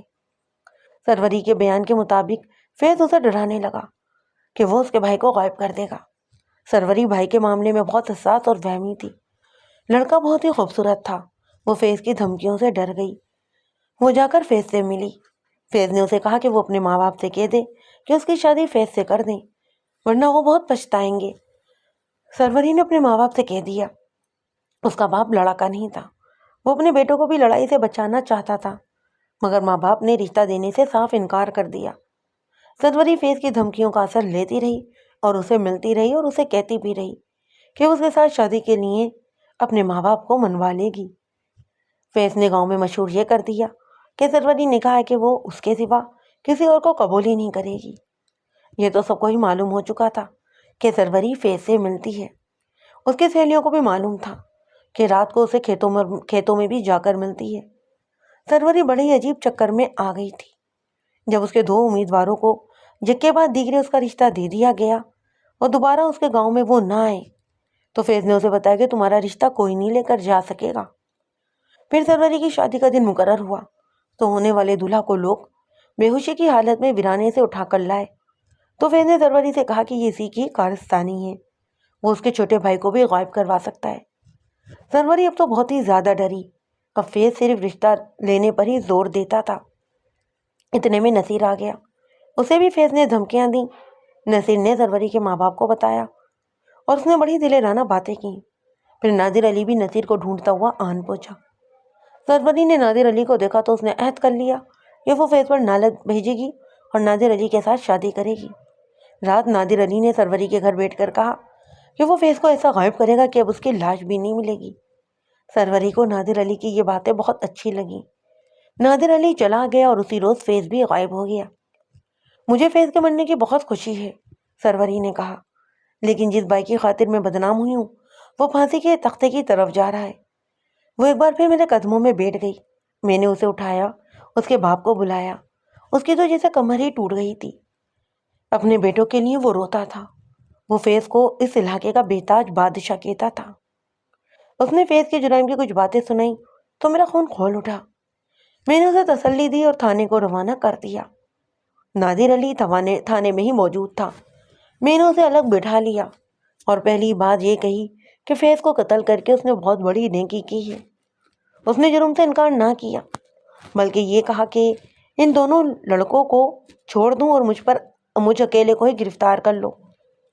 میں نے اسے کہا کہ میں تینوں کو گرفتار کروں گا اور انشاءاللہ تینوں ہی واپس آ جائیں گے۔ نادر علی کے متعلق مجھے یقین ہو چکا تھا کہ نصیر کی بیوی کے ساتھ اس کے تعلقات بالکل بھائیوں والے ہی تھے۔ میں نے نمبردار کو جو گالیاں دی ہیں وہ تو میں لکھ نہیں سکتا۔ پھر میں نے اسے کہا کہ میں اس کی نمبرداری ختم کروا کے اسے الف کا بدماش لکھ دوں گا۔ نمبردار کے لیے یہ قابل کے ناقابل برداشت تھا۔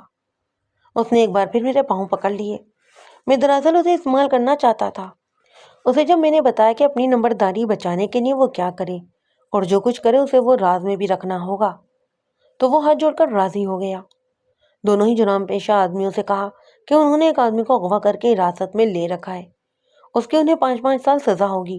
انہیں بچنے کی ایک صورت نظر آئی اور وہ چونکہ استاد تھے اس لیے مان گئے۔ میں نے انہیں چھوڑ دیا۔ نصیر کو بھی میں نے سمجھا لیا۔